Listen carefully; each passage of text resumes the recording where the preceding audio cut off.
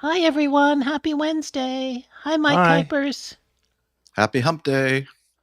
Happy Hump Thanks Day. for asking, iHall. Yeah, we got a few feedbacks in. The cupboard isn't totally bare. We got quite a few Which, came in. which, by the way, is okay with me. Yeah, no, I know. I want a shorter show, I was gonna say. not a long I show. would- I loaded I'd up take a on the short news. shot. You can skip us. You can skip any news item that you want to. All right, let's just don't do any. I actually was going to send Jeff a link to the yellow pages and ask him if he wanted to read them. Just start reading Yeah. it. We only have Hey, 2 really, hours of show, honestly, so Jeff needs all an we have- hour of Yellow Pages All to we'd have read. to do is like go to aviationsafety.net or Aviation Herald and just start looking at some of the recent things, and we could spend hours talking about just a couple of those. Hi, Mazouz.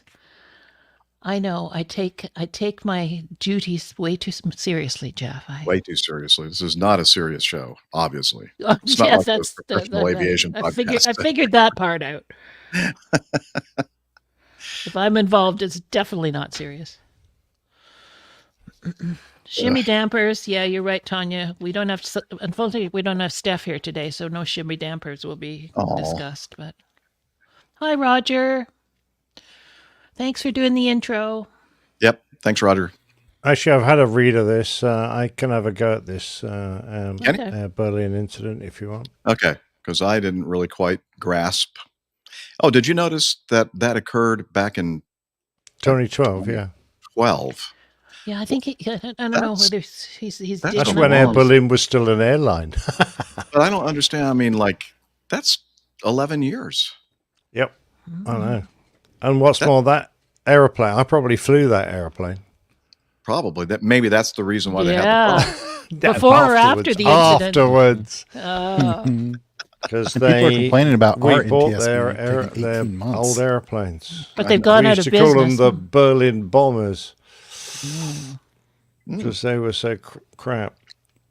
So crap. Well, So they crap. were. They were dreadful old They're airplanes. so crap. And then I we did- spent all this money upgrading them, and then I think we got rid of them in the end. Gentlemen, did we want to test Unity before we go live? We did want to do that. Let's just do that now, shall we? We shall.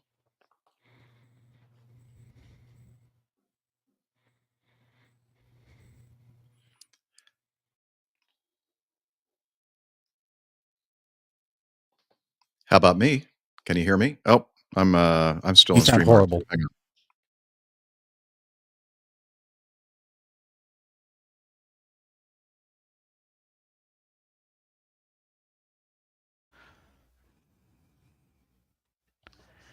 Thank you.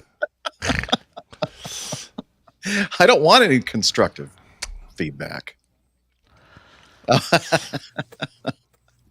Now that last statement you just made was overmodulated to my ears. Uh-oh. A little bit. Interesting. Yeah. It was a little bit. Yeah. How about sound levels, peoples? Sounded fine in Unity. Very, very low volume in Unity. In fact, I need to turn. No, I my- thought Nick C was really good in Unity. No, I mean you. my- Yeah. Okay. well, not. It's all me about you. hearing- I understand it's all about you, Jeff. That's okay. No, it's all about the recording, Liz. Somebody got up on the wrong side of the bed today. Oh, no, yeah, that's the best side to get out of. If I get out of the right side of the bed, my head hits the wall. Well, that's not good. That's because we got the bed the wrong way around.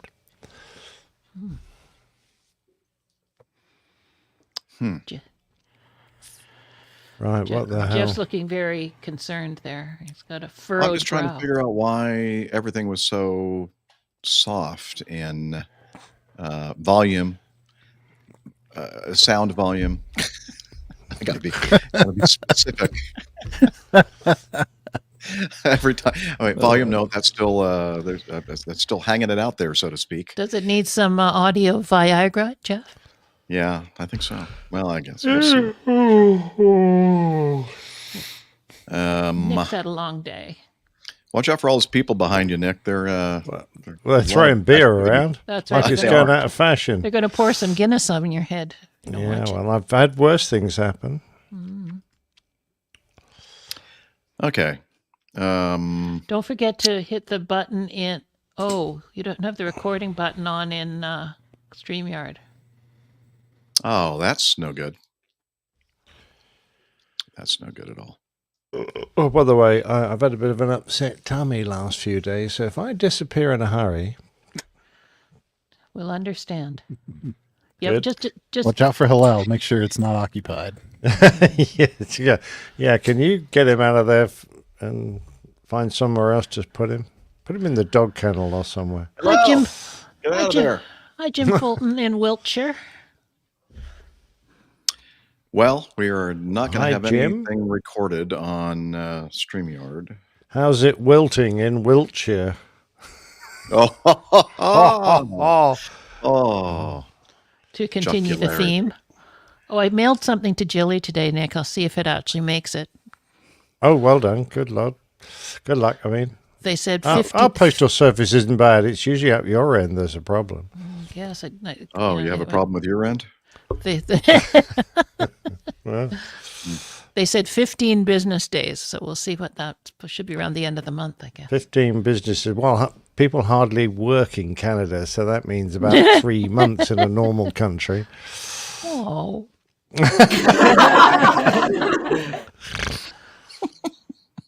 I just love that. Or you can go with Father Kyle. That's his real laugh. Oh, God, really? It's fun to have him on the show when we Catholic weekend. It was, yeah, that's exactly what he sounds like. In fact, I got it. I recorded Brilliant. that. Took a snip of it from. How did you ever get anything done? As soon as he started laughing, I think I'd just lose it. Yeah, I know. Well, we Kidding. didn't. We really didn't get much done. at all. so the theme continues here. Yes. Okay. So how are our volumes, our levels, everybody? Mike Kuipers, everybody else, how's it sound? How's it sounding? How's it sounding, guys? Start this recording here. Hello, hello, hello. Okay. I see sound level in Reaper. Good, that's a good thing. And let me hit record on the mix pre. Good. Captain Jeff is great. There he is. He's back. Captain Jeff Thank is you. great. He hasn't Thank you. changed. Oh, Mike Kuiper says it sounds good. Sounded good. Good. Good. Did you check the sound level of Roger's intro? I don't remember you doing that. I did not. So let me do that now. You're listening to the Airline Pilot Guy Show. Too loud? The View. Yeah, too loud. Yeah. Okay. Tanya's saying that Nick C was a little crunchy before. A little crunchy. Crunchy. Crunchy. Like Portland? That's it. Portland, isn't that a cement? Yeah, it's where Micah lives. In No, Portland, different cement. No, never mind. Yeah. Different Portland. Uh-oh. Crunchy. My niece talks about her little toddler being crusty when she's not in a good mood. She's being crusty. Crackling. She said some crackling was happening. I didn't hear it, but thanks, Tanya. I didn't hear that. All I heard was like a little overmodulation at the beginning of one of the sentences, of several sentences ago. I'm trying to keep the mic closer. Am I getting too close? It sounds good right I now. doubt it. Yeah, to I me. think it when you start, if you're like have a lot of energy in your voice Like a starting off a sentence, it Emphatic, sometimes plosive. yeah, Right. just like ah. Okay. I'll try to calm down a little bit. Whoa. Please I calm know it's down. exciting, but try to stay calm. Yeah. Okay, so I've adjusted the volume, I think, on radio. Roger, You're listening to the Airline Pilot Guy Show. still too loud? Still loud to me. Really? How's it sound to you guys? Loud too? Maybe a hair, but not terrible. Okay. Sure. I'm going deaf anyway. All right, let me bump this down a little bit. There's not a lot to hear out there in space, so it won't be a big deal. Back to StreamYard. I'll In go- space, they can't hear you scream. What scenes are you cycling through? People that just like drinking a- Guinness. People Random drinking- buffet? Yeah, but you were floating in space a second ago. Yeah, well, I don't know. I didn't make this advert. I'm just playing it. IL Box, it says it was Screaming Roger. That's how he heard it. Screaming Roger. Sure. You're listening to the Airline Pilot Guy Show. And Jeff is great as That's What? very loud to me. I got it. I keep lowering the volume.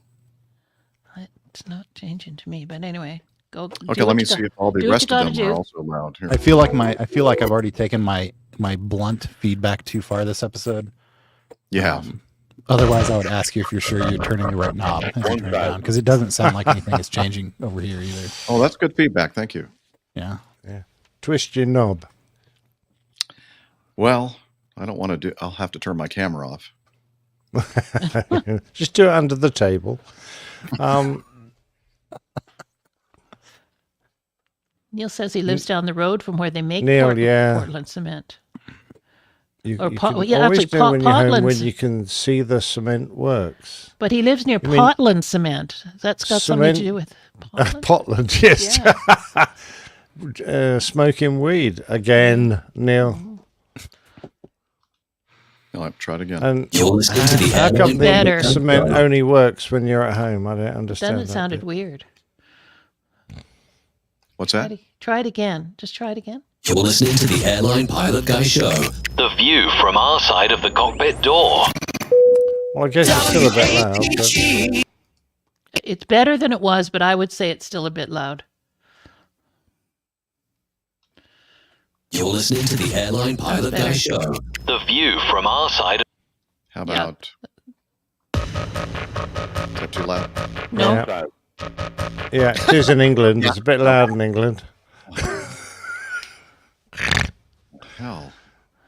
But I'm in Ireland, as you can tell. So That's true. How's it in Ireland? Turn it up. In Hartford, Hereford, and How are those volumes? Too loud still? okay for Oh, me. you won't hurt my feelings by telling me it's too loud. still a bit loud. Thank you. So hateful. Twist that knob. He lied. All right. 1,000. That sounds good. Hey. Oh, my lord. All right. Well, I'm just trying to figure this whole thing out. So. Well, while you're doing that, I'm going to have a pee. All right, Go ahead. that's good. That's a good plan. All right. Well, I'm going to just bring this down even more and see if this made any difference.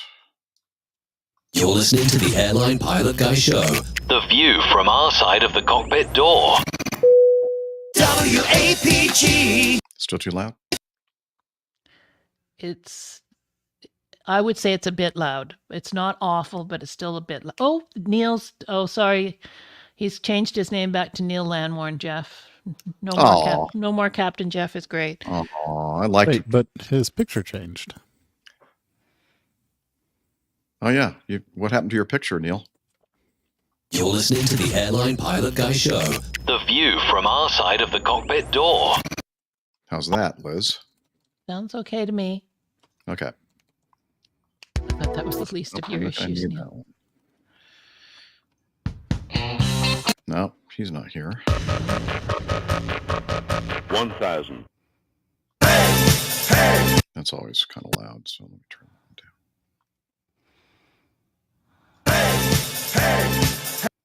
A place to stand, a place to grow. Sounds Still too okay. loud. Sounds okay. Okay. All right. Excuse me. Look at my DAW, digital audio workstation. Okay. Yeah. Things are looking. And you've got your various recorders, local recorders on? Yeah. Good. I do. Hi, Mohammed. Long time no see. How's things in Baghdad? Hope everything's okay there. Yep, me too. Wow. Hardly anything coming across in Reaper. I don't know what's going on. I don't know how to work all these settings. It's all messed up. It's all messed up. Mohammed has an announcement. What is Oh, it, I know. Mohammed? It's- Do tell. What's your announcement? Yeah. What's going on? What's happening?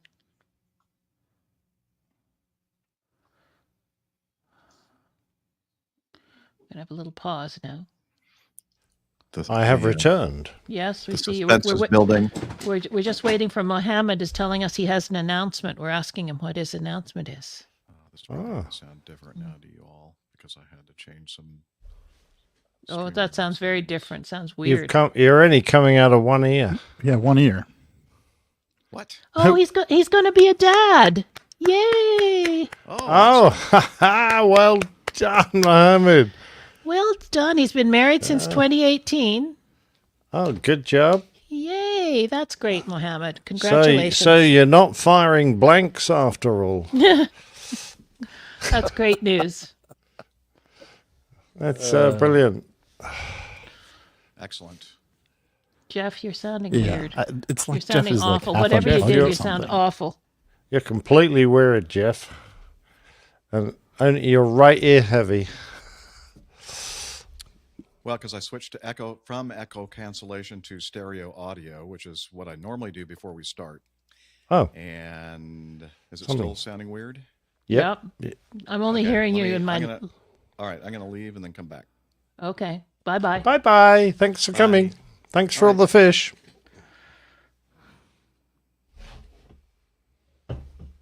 Wonder if he can turn the recorder on at the same time. Maybe not. Only he can do that. I Jeff, think. can you turn the recorder on when you come back in?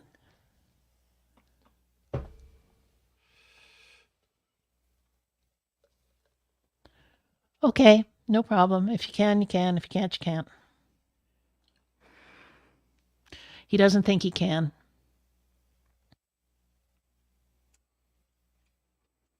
Nick's joining in the Guinness. And that looked nice. Yum, yum. Hello, testing. Am I still only in one ear? Yep. Yep.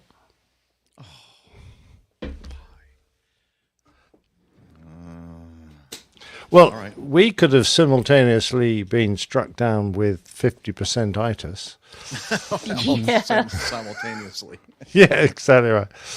Okay. All well, our let left me- ears have stopped working. Let me go back over here to audio. And yeah, it says once we're live, I can't change the recording settings. Okay. Well, just thought I'd check.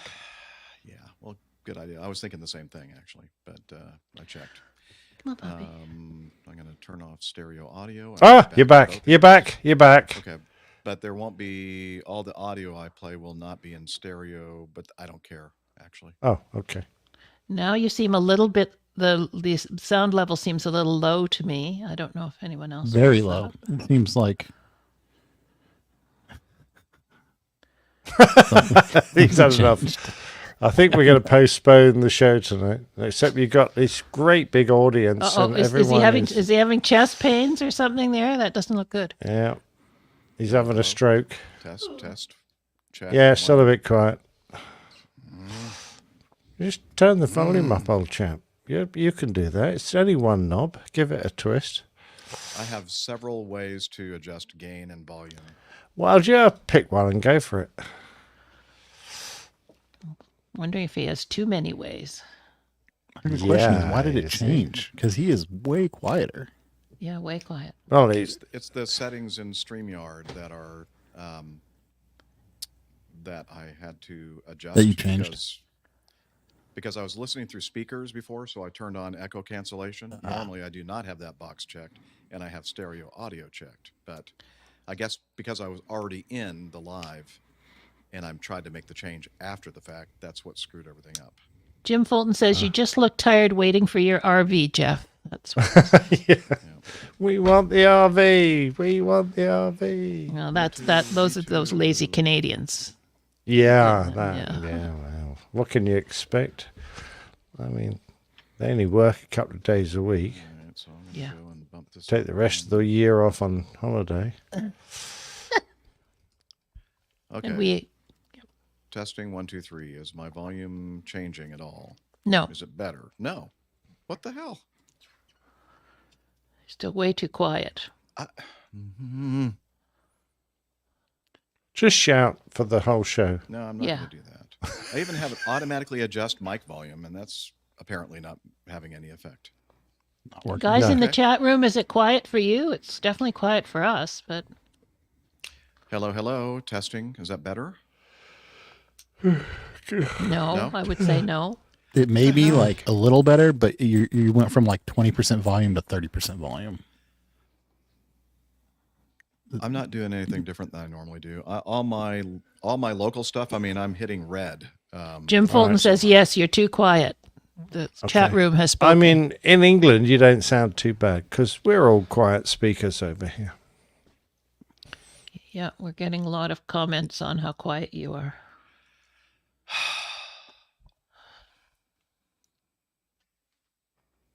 Could you move the microphone a little closer? Try that. I don't know. It's that far from my Okay. mouth. I thought you were giving me a symbol. It's about this far Okay. Is about that far? from Okay. my mouth. Can you hear me now? Can you hear me now? Yeah. Okay. Well. Okay. Now let me make sure I'm not blowing out the recording. Testing. 1, 2, 3. Hello. Hello. My neighbors are going, what the hell is he doing? I have it 200% now. 200% volume. And it's still soft. I would say you're on the low end of normal. I mean, it's better than it This was, is but crazy. it's- Check. 1, 2, 3. How's that? Hey. Well, I can tell you I've raised your voice, but which has made it louder, but it doesn't sound natural. It doesn't sound like you. Hello. Hello. Testing 1, 2, 3. Check. Okay, Jim Fulton says it sounds okay to him now. And Tony's saying it's better. Well, I want more than better. You want to be best, I know. Well, that's not what I mean. Good, better, best. Mohammed says your voice is perfect in Baghdad. So Thank you, Mohammed. And congratulations. he's going to be such a good father. Dad. He's going to be so encouraging Very to his encouraging child. to his Yeah. children. Mhm. I'm one And of on his the children. other side of the spectrum, Radio Rogers Roger- getting a little Roger says- suspicious over there. Roger's making a snide remark there. How does Acme ever keep its planes on schedule? I agree. I have no problem keeping airplanes on schedule. It's just this is my own time. I don't get paid. I was going to say the problem is Jeff has hired help to do that. Yeah. There's hired help to keep Jeff yeah. keep the airplanes And on schedule. none Here, of he's these just got none us. of these people help at all. They're a No. distraction. Indeed. You're quite right. Okay. I don't know what else to do. I mean, I am blowing things through the ceiling. Well, you're starting to sound loud and distorted to me now, so I'd crack it back down Excuse again. me. But what do I know? When you exited, did you just close the tab or did you close your browser completely? I left the page completely. No, I just closed the tab, actually. Okay. I wonder I if see you what you're closed the saying. whole browser, if it would make Okay. a difference. I don't know. If it would. Let's that might do it. Let me Good, bye. good suggestion. For somebody that never helps him, a very good suggestion.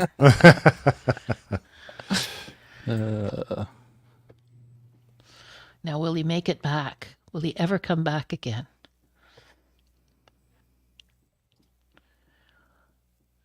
And you thought we were starting in a fairly good time for you, Nick Anderson. Not really.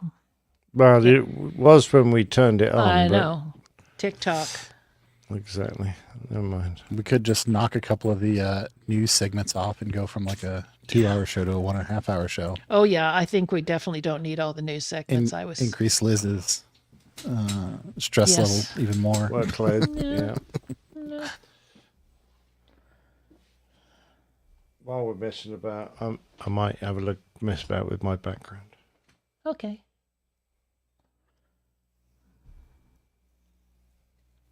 Now he's probably going to come back and he's going to be so loud. We better take our earphones off, I think.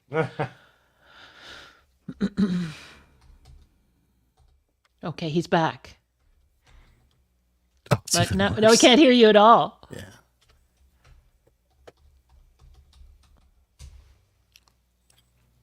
Nothing. Try us in Unity. If you do it in Unity, Oh yeah, it still works. Oh, a different microphone. Yeah. Yep, That's right. sounds fine in Unity. We can't hear you in StreamYard.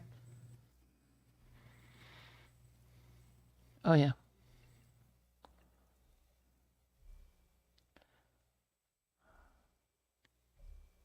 Nope. Just waiting for Nick Anderson to start searching something inappropriate back there behind him. Yeah, yeah. Yeah.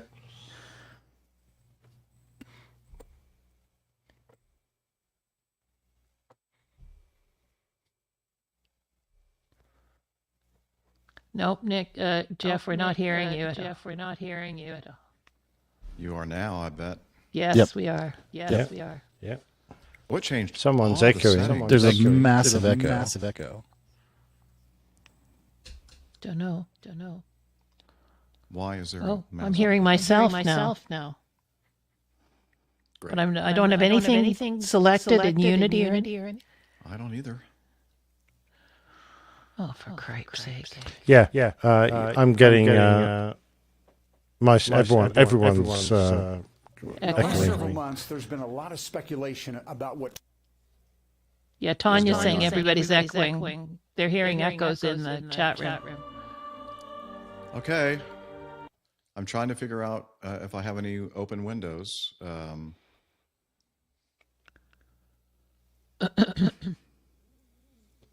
don't see anything.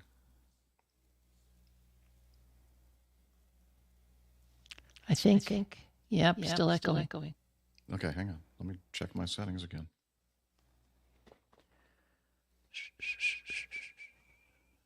Good luck. Now. How about now? How about now? Yeah, that's better. I'm not hearing an echo now. Okay. Good job. Well done. How's the volume? Am I in both ears? No, you're in one ear No. to me. Just the right hand. This is crazy. Okay, hello. It's funny, it's in my left hand. How about now? Is it only in one ear? No, it sounds no, better it's, now. and your volume is good to me right now. So don't touch sure? anything. Don't touch anything.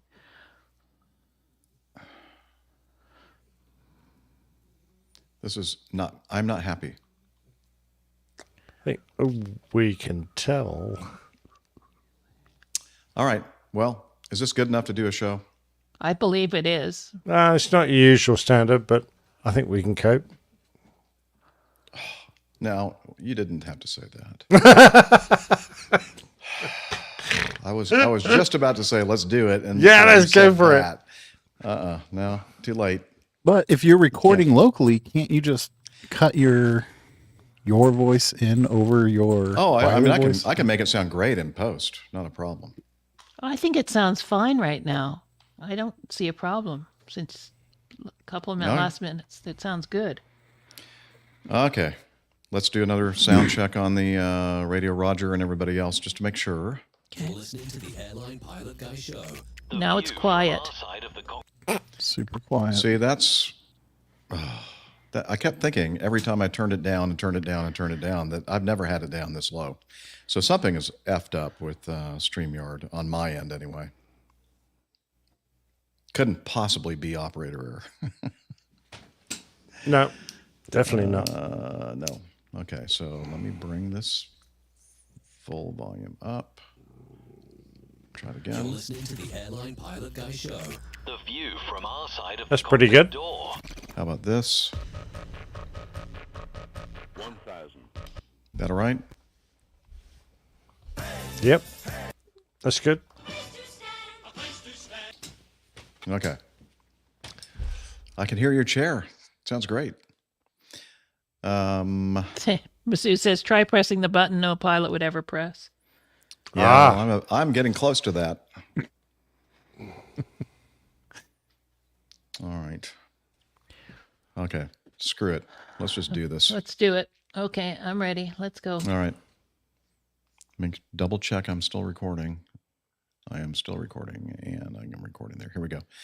Okay, Radio Roger. He said he's feeling a little bit under the weather. We hope you're feeling better soon, Radio Roger, but your voiceover sounded pretty good to me. So here we go. You're listening to the Airline Pilot Guy Show. The view from our side of the cockpit door. WAPG. It's the Airline Pilot Airline Pilot Guy, episode 593. Yeah, he's up in the sky. It's the Airline Pilot Guy. Hello, you're listening to the Airline Pilot Guy Show, the view from our side of the cockpit door. With your host, Captain Jeff, broadcasting live from Studio 1A at APG headquarters in Roswell, Georgia. Today's show is recorded on the 8th of November, 2023. Yeah, he's up in the sky. It's the Airline Pilot Guy. Put your light and he's flying by. With the Airline Pilot Guy.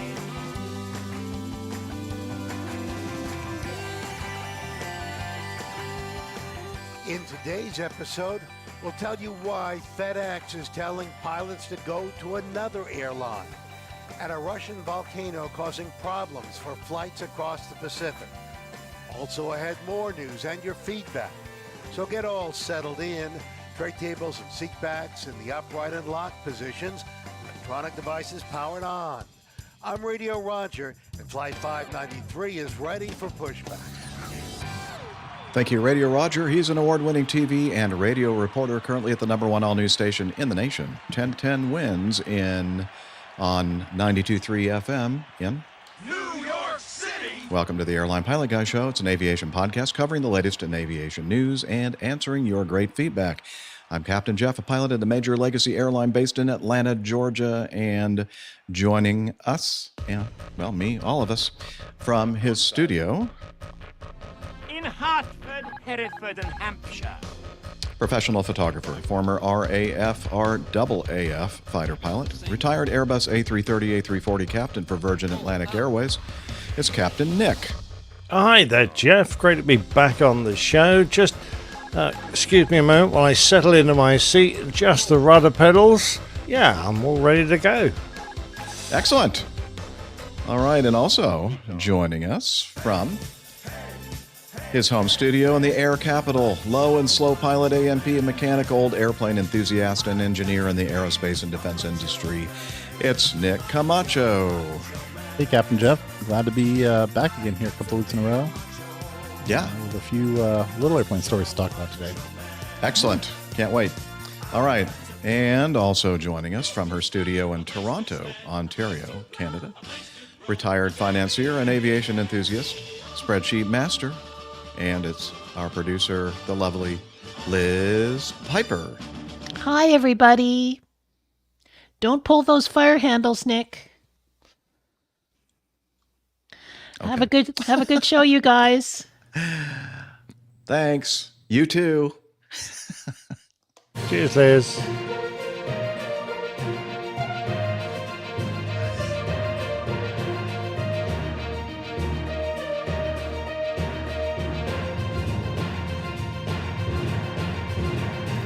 Stand by for news. I can't believe it. We're rolling. All right. First in our news segment is this from the Aviation Herald.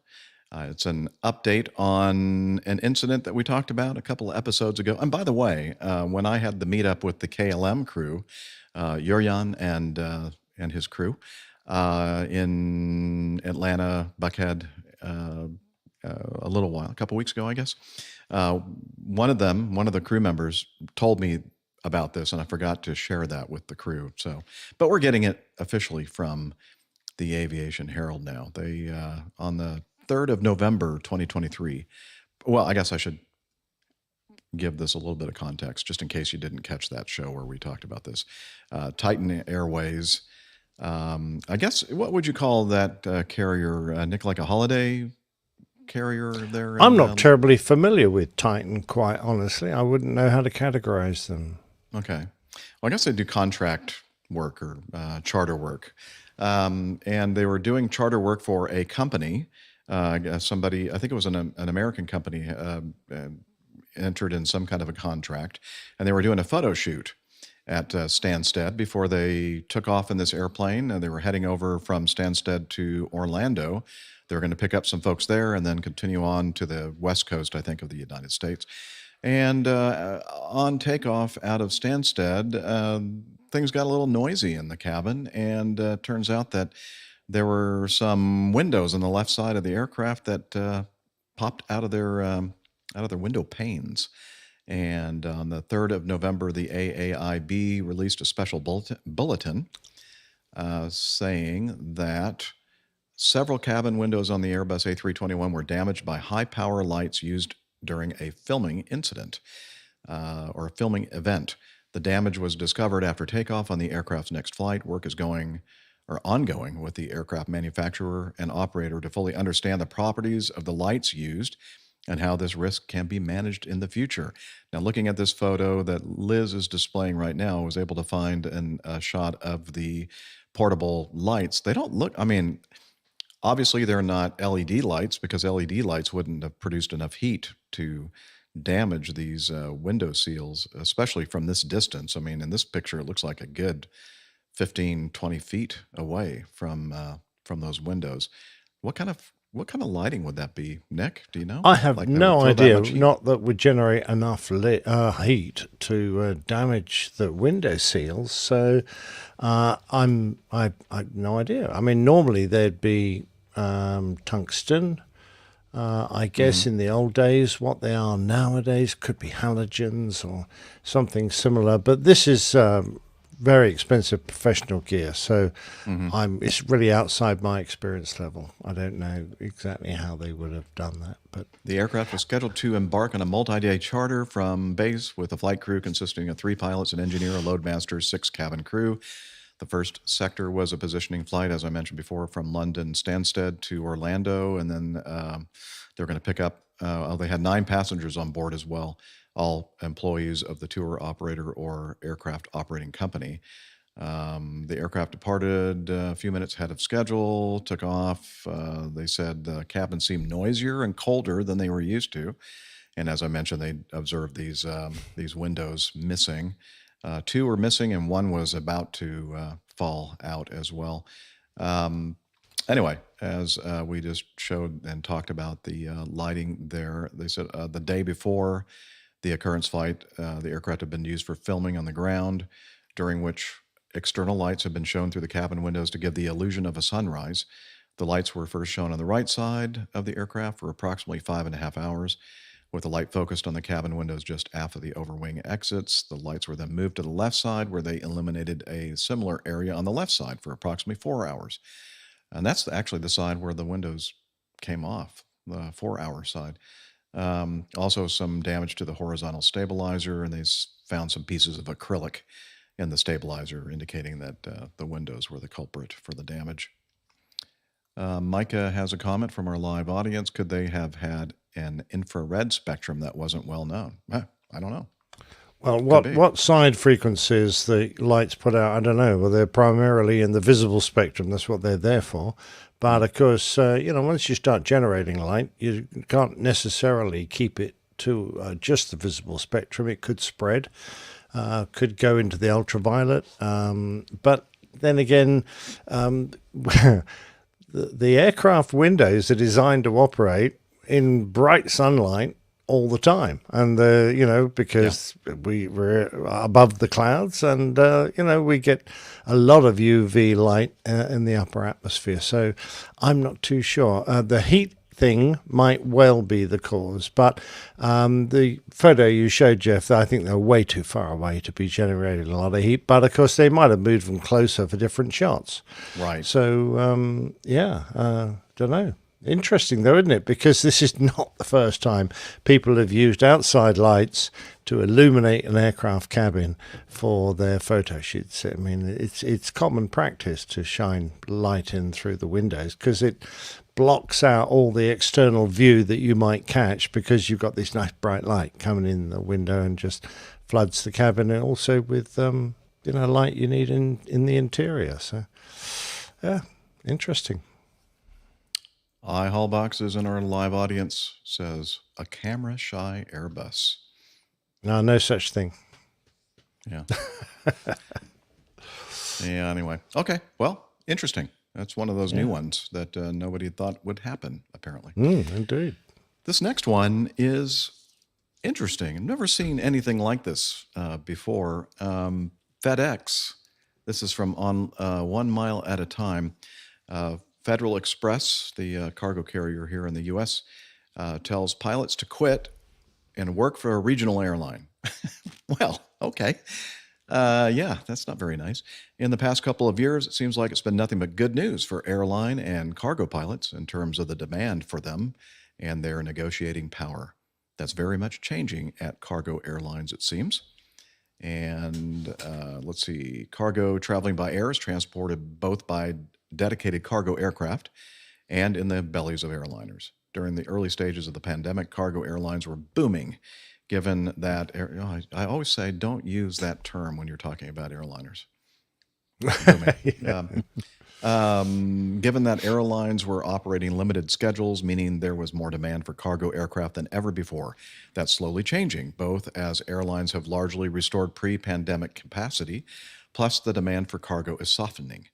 Along those lines, let's see, FedEx has sent a memo to its pilots saying, let's see, this is from the VP of Flight Ops and Training. As I recently communicated, our flight operations are significantly overstaffed. Air cargo demand remains down, with decreased revenues and volumes similar to 2019 levels. Consequently, bid line guarantees on most of our flights are at or near minimums and will probably stay there for the foreseeable future. This low demand is not unique to FedEx, but is an industry-wide issue impacting the major cargo carriers. As you may have noticed, the passenger industry is not facing the same issues, and those carriers continue to hire pilots at a pace we haven't seen in recent history, with no apparent end in sight. FedEx pilots are paid hourly with a minimum number of monthly hours. As you can see above, this means that pilots aren't able to get much above their current minimums, therefore are being paid less than they're used to. While FedEx isn't laying off pilots, the airline is offering pilots an opportunity to move to Piedmont Airlines, which is a regional affiliate of American Airlines, the major Piedmont, again, a connection carrier for airline, wholly owned by American Airlines. With an expedited hiring process, pilots at FedEx could immediately become a captain at Piedmont Airlines, flying CRJ 700s and CRJ 900s, could receive a $250,000 sign-on bonus, consisting of $175,000 with the first paycheck and $75,000 on the one-year anniversary. That's a lot of cash. Pilots will receive a minimum of 12 days off per month. That's not great. And would be able to carry over their seniority. Pilots would be guaranteed jobs at American Airlines in the future. Guaranteed jobs at American Airlines in the future. For those curious, you can find the Piedmont hourly scale here. Okay, this is him talking about the hourly pay scale of Piedmont versus the hourly pay scale at FedEx, and there's quite a disparity, obviously. Let's see, and then the memo continued to the pilots with, while I understand that this is not something that will appeal to every pilot, for those of you who are frustrated with current flight hours, career progression, or have just been on the fence about available options, you may consider this unique opportunity enough of an incentive to make a move. Frankly, I was pessimistic about how attractive the opportunity might be when first approached, but the details are compelling. And again, this is from that memo, the VP of Flight Ops and Training. So the blog post on 1 Mile at a Time continues. It's not every day that you see a company that tells its pilots, so maybe you should go work for another company. FedEx pilots have been negotiating new contracts, and over the summer they rejected a proposal that would have given them a 30% pay increase over the coming years. One has to wonder if they missed their window for getting a better contract. They may have. What's interesting about the offer from Piedmont is that it offers a huge $250,000 bonus for flying there for a year, but otherwise the pay is completely uncompetitive to what FedEx pays its pilots. A FedEx first officer makes more than a Piedmont Airlines captain, and never mind that the pay scale tops out at a much lower level. When you're a pilot, seniority is the single most important thing, at least it is here in the U.S. So by working for a regional airline first, you're delaying your opportunity to be hired by your, quote, forever airline, which pilots want to do as soon as possible. With American, Delta, and United all hiring directly, it seems like FedEx pilots would be better off just trying to work for one of those airlines directly. Yeah, and several have actually made that jump from both UPS and FedEx. I can't help but feel like passenger airlines will soon be having the same issue as cargo airlines, where they have too many pilots. I think cargo demand is just shrinking a bit ahead of passenger demand. For the most part, working for cargo airlines is lucrative and is just as good of a career path as working for an airline. Unless FedEx pilots are worried they're going to get furloughed soon, it seems like they're better off just sticking it out rather than starting from scratch, unless they can land a job at a stable passenger airline like Delta. Anyway, and then also, now I'm not sure of the timeline here. I think that this may have been something that happened at UPS before the FedEx thing, even though the news articles are in reversed order. I believe that the VP of Flight Ops at FedEx may have gotten the idea to seek out flying with Piedmont from what was happening at United Parcel Service, UPS. Nearly 200 senior pilots at UPS have accepted the company's voluntary severance package, and regional passenger airline PSA Airlines is trying to recruit them to close a crew shortage. So the Piedmont people thought, hey, we need some people. Maybe we can attract some of these people that are leaving UPS and FedEx. Anyway, so this article is basically outlining the same kind of offer from Piedmont to the UPS pilots as the FedEx pilots. So, and again, it's just something I've never seen in my career. This sort of thing happen. So, it's Radio Roger says, "Dear employee, don't have any loyalty to us." Yeah, it is odd, isn't it? That you would see that from upper management to basically say, hey, if I were you, I'd get out of here because things aren't looking good. I don't know. Yeah, well, I heard it happened in our airline, but in a different kind of way. We were suffering a major problem during the financial crisis, and they needed to reduce the staffing levels. So rather than just make pilots redundant, which of course you might be able to do depending on what kind of a contract your employees have, they said they would offer a number of packages, redundancy, furlough, etc., etc. But they also said, we're working with a Middle East airline, and we will be able to offer you employment, or they will offer you employment for a period, and then you can return. So, sometimes companies will do this as a kind of a just to assist their pilots, I guess, because there's no compunction for them to do so in our employment law. But they do it just because they're going, well, we're going to get rid of you, so here's the chance to carry on working with a different airline and then perhaps come back to us. Yeah. Anything like that happen in your world, defense industry kind of thing, or is that completely foreign? It's a completely different thing, Nick? In terms of moving from one company to another? Or a company saying, hey, we're kind of overstaffed, and we think that maybe this company over here, you'd probably be happier there. No, I'm not familiar with it happening company to company. I mean, it's common, for some of the bigger companies that have different business segments. Like when I worked at Lockheed, we went through a staff reduction effort, and Lockheed basically did their best to try to provide those people opportunities in other business segments so that they remain a Lockheed Martin employee, but they may have to move and they have to do something different. So I think that sort of thing happens fairly often. Mm-hmm. Right. Yeah. Unincentivized. That's just basically like keeping your job, right, at the same level. You have and then they provide services to prepare you to go out into the job market, but I've never heard of anybody finding you jobs at different companies. Cool. All right. I guess we can move on then to our next item. Volcanoes erupting, looks like, and disrupting some trans-Pacific flying. Again, from onemileatatime.com. The eruption of a Russian volcano is causing quite some issues for airlines this week. The problems apply to many trans-Pacific flights, even those that avoid Russian airspace. On Wednesday, November 1st, so it's about a week ago, a little over a week, Eurasia's tallest active volcano erupted. Let me get this ready here.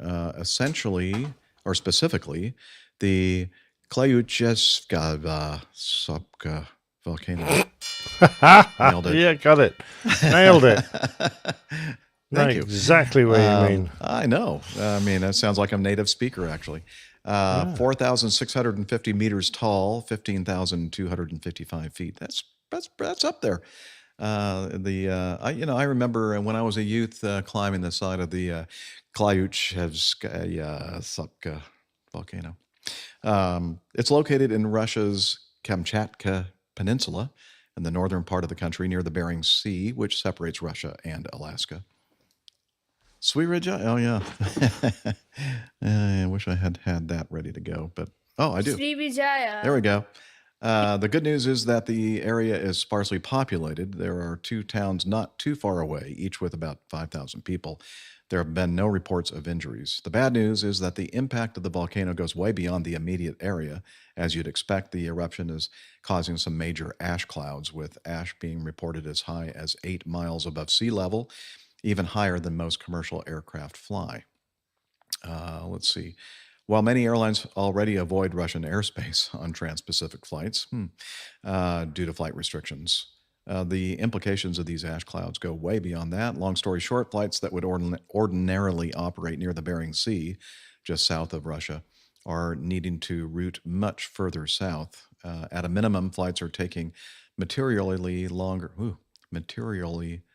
than usual, especially those headed to North Asia, like Japan and South Korea. Just to give an example, let's look at United's flight 131 from Newark to Tokyo on October 31st. Before the volcano erupted, the flight took 14 hours, 1 minute. Then on November 2nd, the flight took 16 hours, 26. So that's a full 2 hours, 25 minutes longer. And the situation today seems to be even worse, as the plane will make a fuel stop in San Francisco. As another example, let's look at Delta's flight 167 from Seattle to Tokyo on October 31st, before the volcano. The flight took 9 hours and 59, so basically 10 hours. Then on November 2nd, the flight took 12 hours, 29 minutes, so that's like 2.5 hours longer.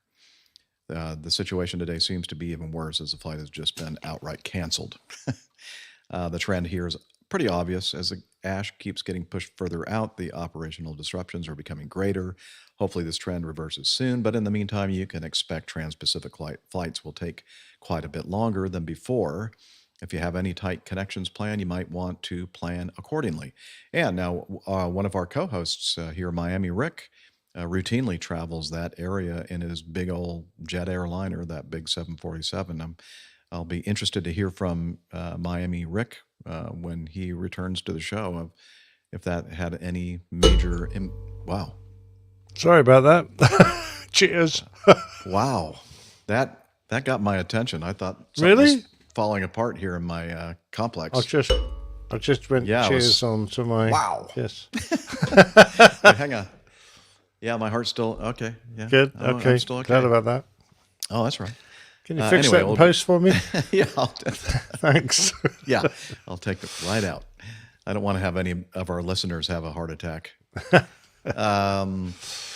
Okay, yeah. So there you have it. Anything to say about what exactly is the risk of volcanic ash cloud activity? Shouldn't be a problem, right? They're just tiny little particles that don't really have a major effect at all on engines. You just fly straight through it. Doesn't matter at all. Yeah, no concern whatsoever.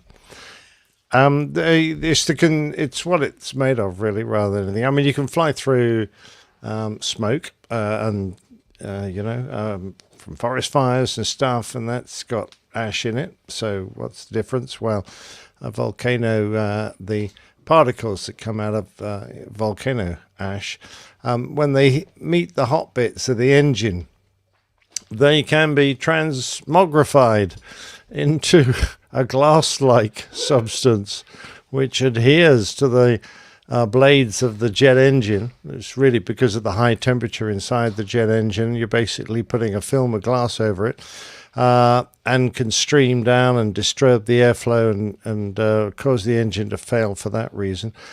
In addition, they're very abrasive, those volcanic particles, ash particles, and they erode the blades so that, again, they stop becoming aerodynamic, and then, your engine fails. And the famous one is one of the very first aircraft to go into a bad ash cloud, which was a British Airways 747. They lost all 4 engines.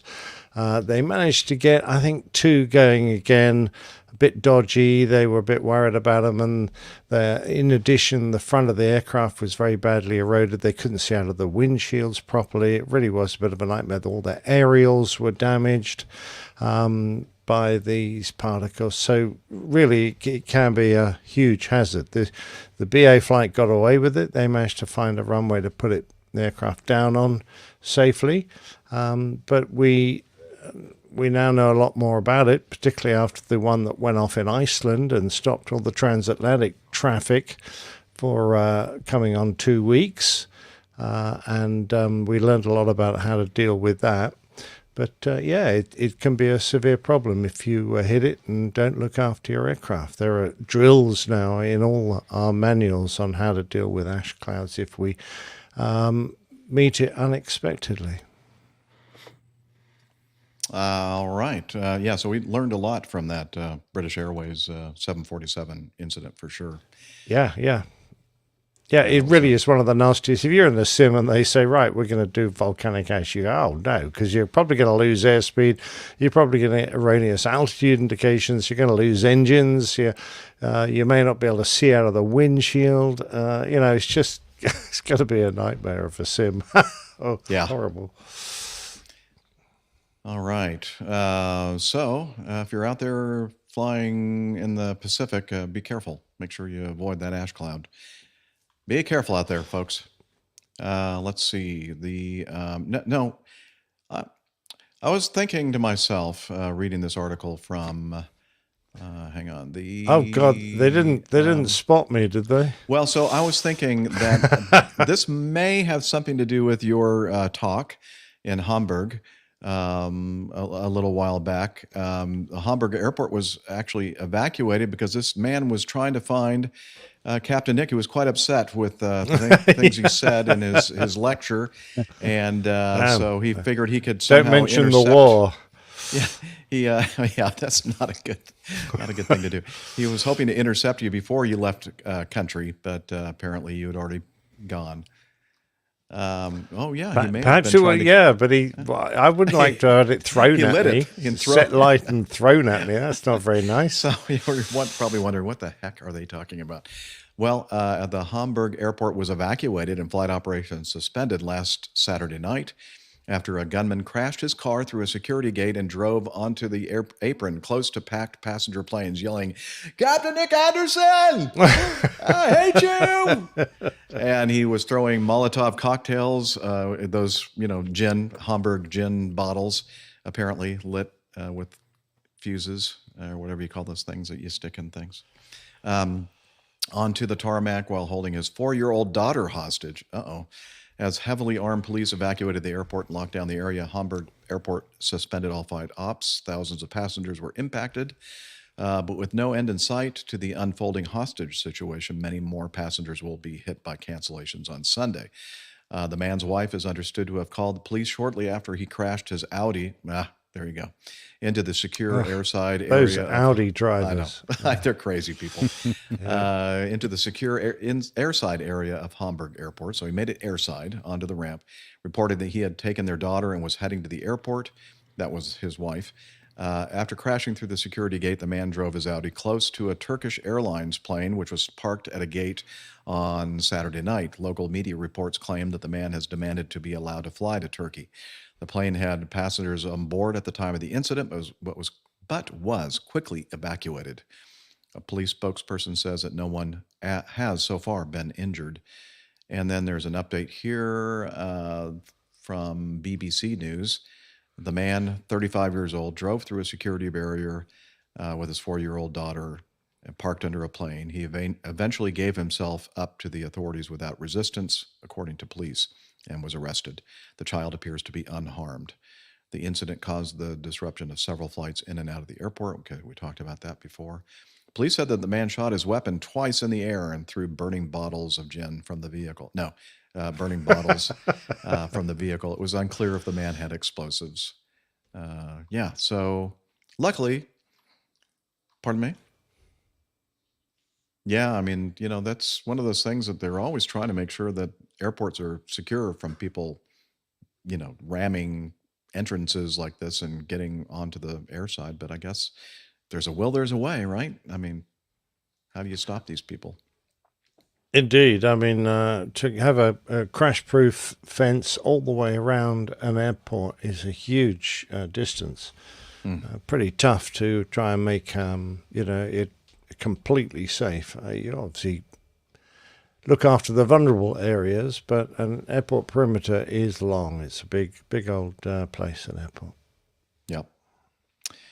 It is. All right. We have something that involves a video file. So I'm going to go ahead and load that. This was sent in by someone named who? Nick. Camacho, man. Nicholas Camacho. Oh, yeah, this guy right here. Down a couple. Yeah. All right. Let's see. So what do you think, Nick? Should I run a little bit of this video to start it off, or does it require context? Okay. I'm going to go ahead and do this. And Vans Aircraft, I'm Dick Van Grunzen, founder of Vans Aircraft and principal designer of the line of RV kit planes. I wanted to make this video so I can speak directly to you, the builders and owners of Vans kits and airplanes. Over the past 50 years, I've had the pleasure of speaking directly to many of you, and I've always enjoyed sharing our mutual passion for aviation and the RV kit planes. I need to share some difficult information with you about the status of Vans Aircraft today. Due to a number of factors, Vans is facing serious cash flow issues that must be addressed for ongoing operation. We are confident we can work through this situation, but some changes are required. Candidly. Okay. So you kind of get the gist there. Things are not all rainbows and roses and unicorns or whatever this phrase is. They're advanced. Yeah, I have to say, before we continue here, Nick, when I was trying to find some images and some videos, specifically this video, when you do a search in Google for, if you say Vans and RV, guess what you find out? What you find or in your search results is that RVs, recreational vehicles here in the U.S., and vans, like van life, campers. That's all I could find. Especially, it must be looking at all of my searches in the past, because I kind of focus a lot on vans because I'm purchasing a van and it's an RV. Vans. Yeah, I was like, no, not that kind of. I'm thinking, well, I can understand why it's being a little confused, because it is confusing. The company Vans and the aircraft model is called an RV, or I guess, would you call it the model? Because they have several different models of the RVs. Model line. I think you'd call it RV. Line. Yeah. Okay. Yeah, that's always confusing, and it has been to me at least. But why don't you tell our audience what exactly Vans RVs? What is that? What is that? Yeah. So the RV line. So Richard Van Grunsman, Dick Van Grunsman, the guy that you just heard talking, he is the designer and founder of Vans Aircraft, and so they're named RV for his initials, and that is the most popular, by far the most popular. So Tim Van Ram in our live audience. I'm sorry, I'm distracting Nick Camacho. He says Van Ram is good to look up as well. Yeah, be careful. Make sure no kids are nearby that can see the screen when you do that. So anyway, here in the United States, and I think we've probably talked about this multiple times, but there is a separate segment of aviation called experimental amateur built. And basically what that means is you can, an individual can build their own airplane. and it's subject to different certification rules than factory certified airplanes. So it's harder to do, but generally, the general feeling is like it's more work to build a experimental airplane than a factory airplane, but it's more cost effective, and you have a little more freedom to do things to it for the same amount of money that you spend. So these vans, RVs, are incredibly popular. This article says more than 11,000 kit builds completed. So that's not, I think that's high, but there's still a stunning amount of these airplanes that have been built, and they've got 2-seat side by side, 2-seat tandem airplanes, nose wheel airplanes, tail wheel airplanes. They've got a 4-seat version, and they a couple of years ago at Oshkosh they announced a 4-seat STOL version, which is a huge departure from their standard design kind of approach. But what this is specifically talking about is they, as with everyone else, they ran into some supply chain issues during COVID, and got a little bit backed up. And you can buy these airplanes either as a bunch of parts and build them completely, or you can buy what's called a quick build kit, which means that about half the airplane is built. By rule in the United States, to build an experimental amateur built airplane, you have to build 51% of the airplane. You have to build more than half of it. So a lot of times you can buy these quick build kits, right? Yeah, you can buy these quick build kits that are, anywhere from 20 to 49% completed, and it shortens your time span for building the airplane. I think Van's quick build kits are built in the Philippines, but I'm not sure. I probably should have looked that up before the show. But what happened is they had, in addition to their standard supply chain issues, they also had an issue in their quick build line where they used a corrosive primer on the airframe components that they sent out. So if you think about it, that's like the opposite of what you want to do, right? Generally, you're priming something to avoid corrosion. Yeah. And they painted these airplanes with a corrosive primer. So they ended up with this big glut of airplane parts that were unusable or that had to be replaced. And as part of the recovery plan, from that, they went from pre-punched holes. So like all the skin aluminum sheets, instead of having the holes punched, they went to laser cut skins. So they'd have the holes cut out with a little laser. Another aspect of this airplane is that a lot of it is countersunk rivets, or so like flush fasteners. And to accomplish that, you can either countersink it with a tool, which basically means like removing material in the shape of a little cone. If the part that you're wanting to fasten flush is too thin for that, like a skin, like a wing skin or something, then there's a process called dimpling, where basically you cut the hole and then you dimple it. So you create that little cone shape. And what was happening with these laser cut holes is people were complaining about the skins cracking when they were dimpled for the flush rivets. So then that, Vans was already behind the 8 ball because they had all these quick build parts to replace. Then they were sending out all these other laser cut parts. And I guess it's just got them in a very challenging financial situation. So they are making changes at the top of their leadership ladder, and pausing production on some stuff, and trying to kind of assess how to climb out of this parts and financial hole that they're in right now. Yeah, that's a shame. It seems to me to be one of the most popular airplane kit manufacturers out there, right? Is it like at the top of the and it's really not even close. I mean, if I had to guess, I would say that there's probably 5 or 10 to 1 RVs built compared to like the next most popular airplane. Good looking airplanes too, I think. They're really efficient airplanes. They're fast. They have good handling. It's really that's why they're so popular, right? Is because they're easy to build, and they have great performance. They are moderately aerobatic. They're fast.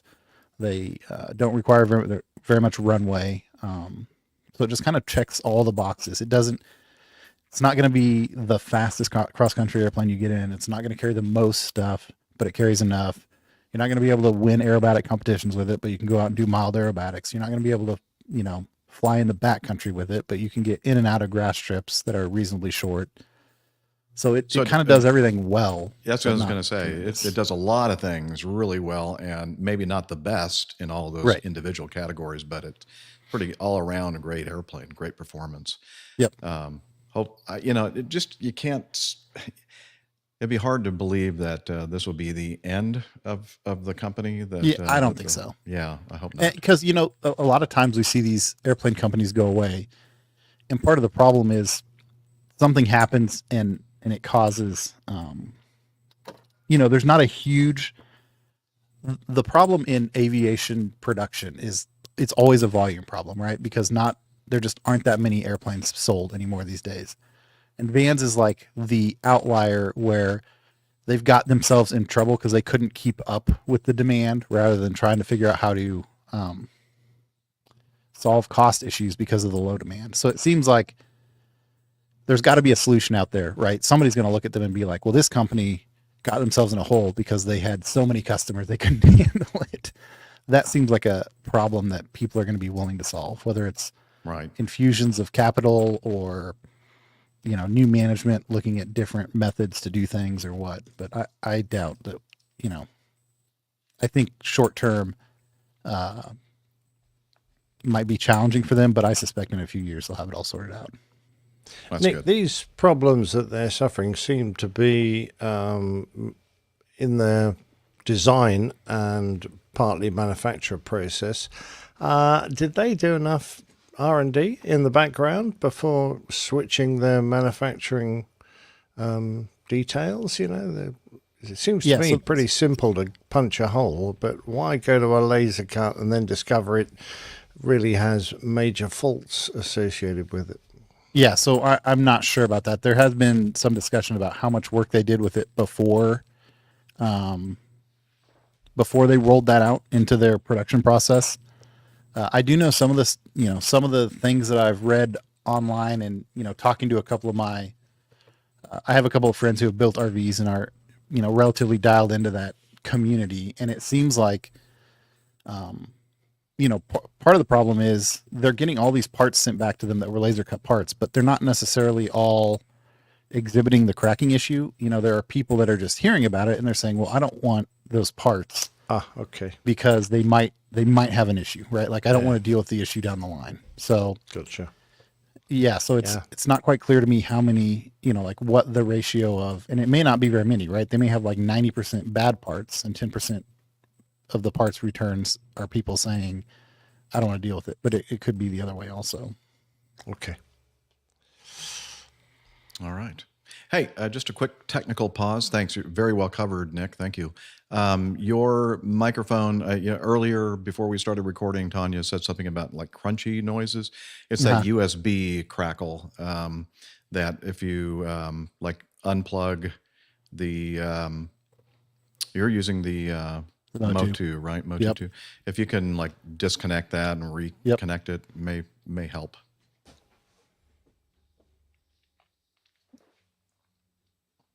That's what it sounds like to me anyway.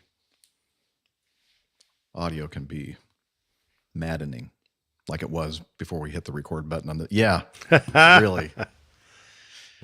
It's so funny too because we set up things like, and this happens. I see it all out there in the audio world, where people say, "I don't know why things have changed because I haven't touched anything. I haven't changed any settings." Or happens all the time.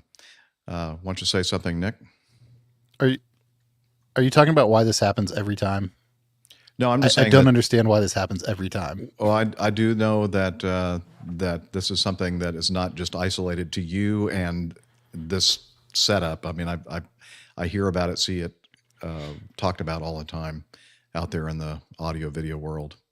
I don't know. I think Gremlins, I think. Oh, I Haul Boxes says, close Vans down and start over with Man's RV.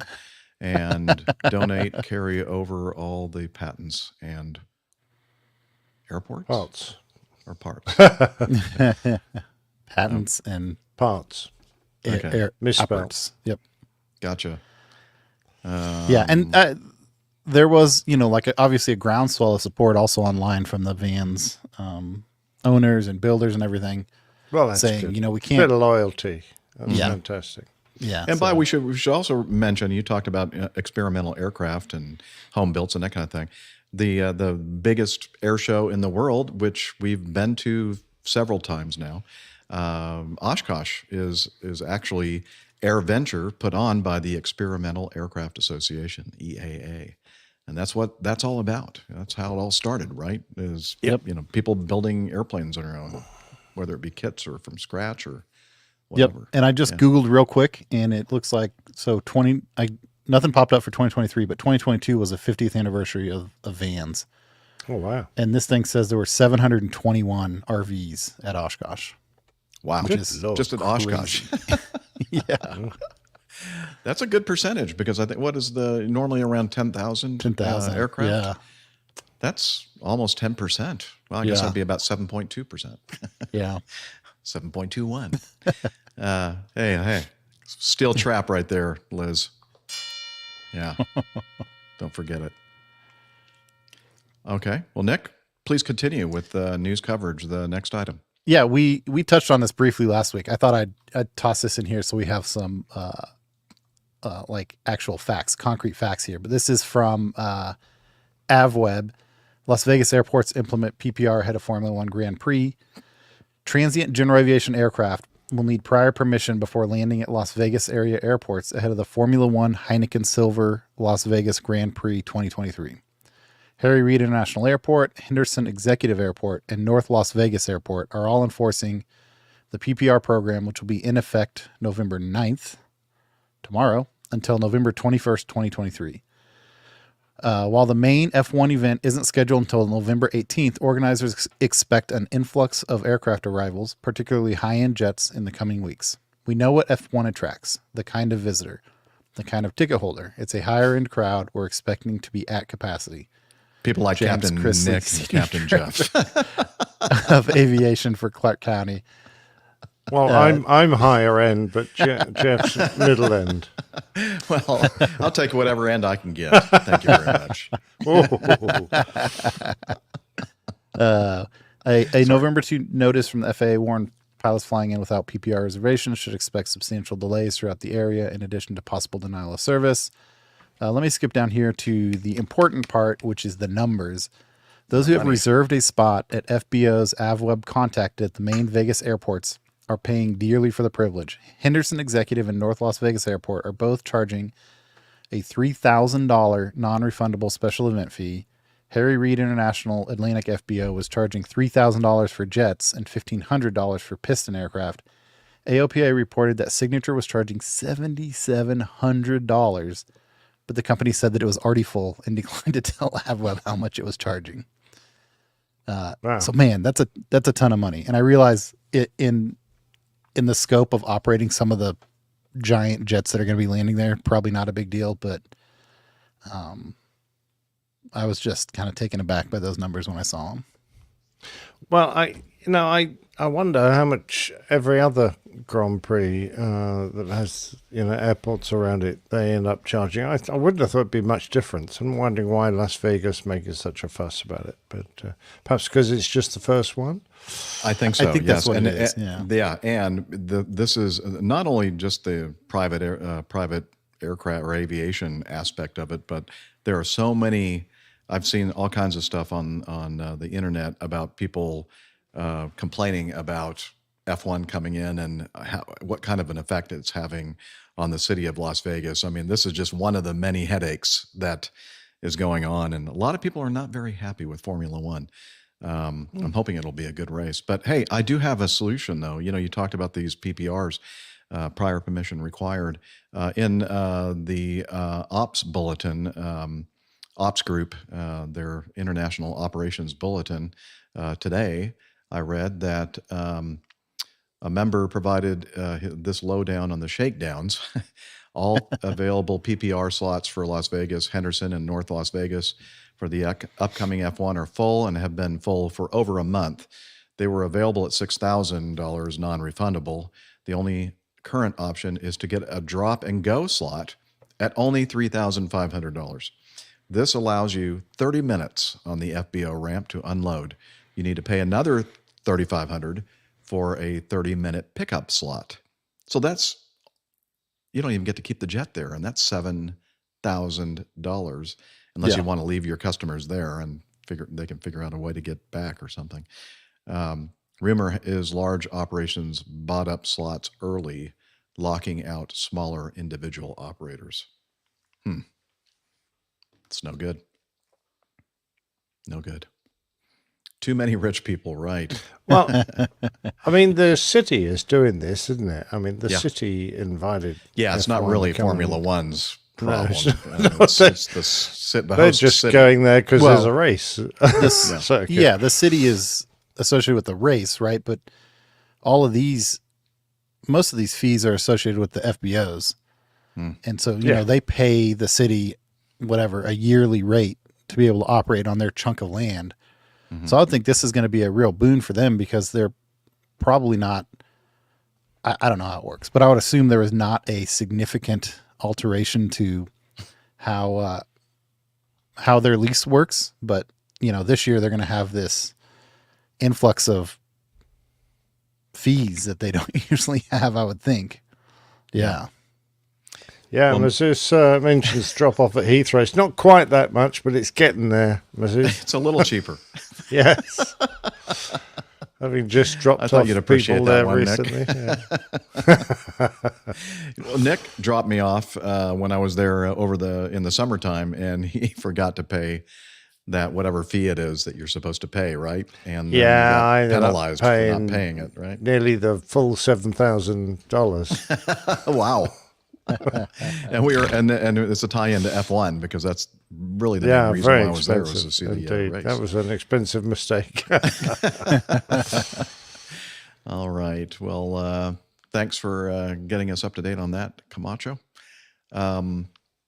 This is this next item from Aviation Herald involving an Allegiant A320 near St. Petersburg on July 12th, actually north of St. Petersburg, on July 12th of this year.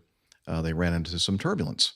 Liz is showing a depiction from FlightAware of the convective activity down there in the central Florida area. And it's kind of hard to see, but about midway on the screen and probably the bottom 75% or 25% up from the bottom, you'll see some pretty intense activity. And that little line, that little green line you see, they started in Asheville, North Carolina, and flew down, and they were heading to St. Petersburg.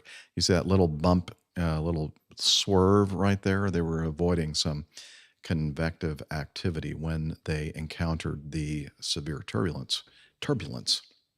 And if you'll just throw up the next the arrival, Liz, they were coming in on the this particular. Shouldn't be. Oh, just give it a chance. It's a PDF. Maybe.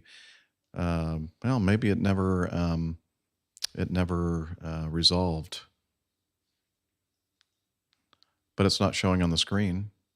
Well, anyway, we were going to show the Dade's arrival and the point. One of the fixes called Olean. And that is coincident where that little swerve in their little flight path to get around that buildup occurred. So let me read the narrative. They were, what was that? A handbrake turn, obviously. Okay, I've never heard of a handbrake turn. It's where you turn the steering wheel, Jeff, and as the car starts turning, you pull the handbrake on, lock up the rear wheels, and you get a lovely skid going. Okay. Yeah. Okay. If you say so. Okay. Let's see. They had 179 passengers, 6 crew. They were descending through about flight level 210 toward St. Petersburg when the aircraft encountered severe turbulence, causing injuries to 4 passengers and 2 cabin crew. The the aircraft continued for a safe landing on St. Petersburg runway 18. About 17 minutes later, 4 injured were taken to a hospital. The airline confirmed the aircraft experienced severe turbulence before landing and continued for a normal landing. 2 passengers and 2 cabin crew were taken to a hospital for assessment. On October 20th, 2023, this month, we're in November now, but last month, the NTSB released their final report. It must have been in English because we don't see Simon ranting about an inadvertent encounter with convectively induced turbulence during descent. Let's see. The NTSB analyzed Allegiant flying from Asheville to St. Petersburg, and we talked about that before. Here's why this happened. The captain was a Czech pilot, Czech airman. And the first officer was a pilot flying. So there you go. I mean, nothing else to say, really. Just kidding. They established communication with ATC, reported that the airplane was descending across Capo, I think, at flight level 270. The controller notified the flight crew of an area of moderate to heavy precipitation at the airplane's 12 o'clock position, which was 45 miles away, and advised the crew to anticipate deviations to the right of the airplane's course. Anticipate handbrake turns, I think is what they said exactly. The controller instructed 227 to descend and maintain flight level 190, deviate to the right of course upon leaving flight level 260, and proceed directly to the Olean intersection when able. Okay, so 227 was descending from flight level 230 when the controller instructed the crew to cross Olean at 13 and 250.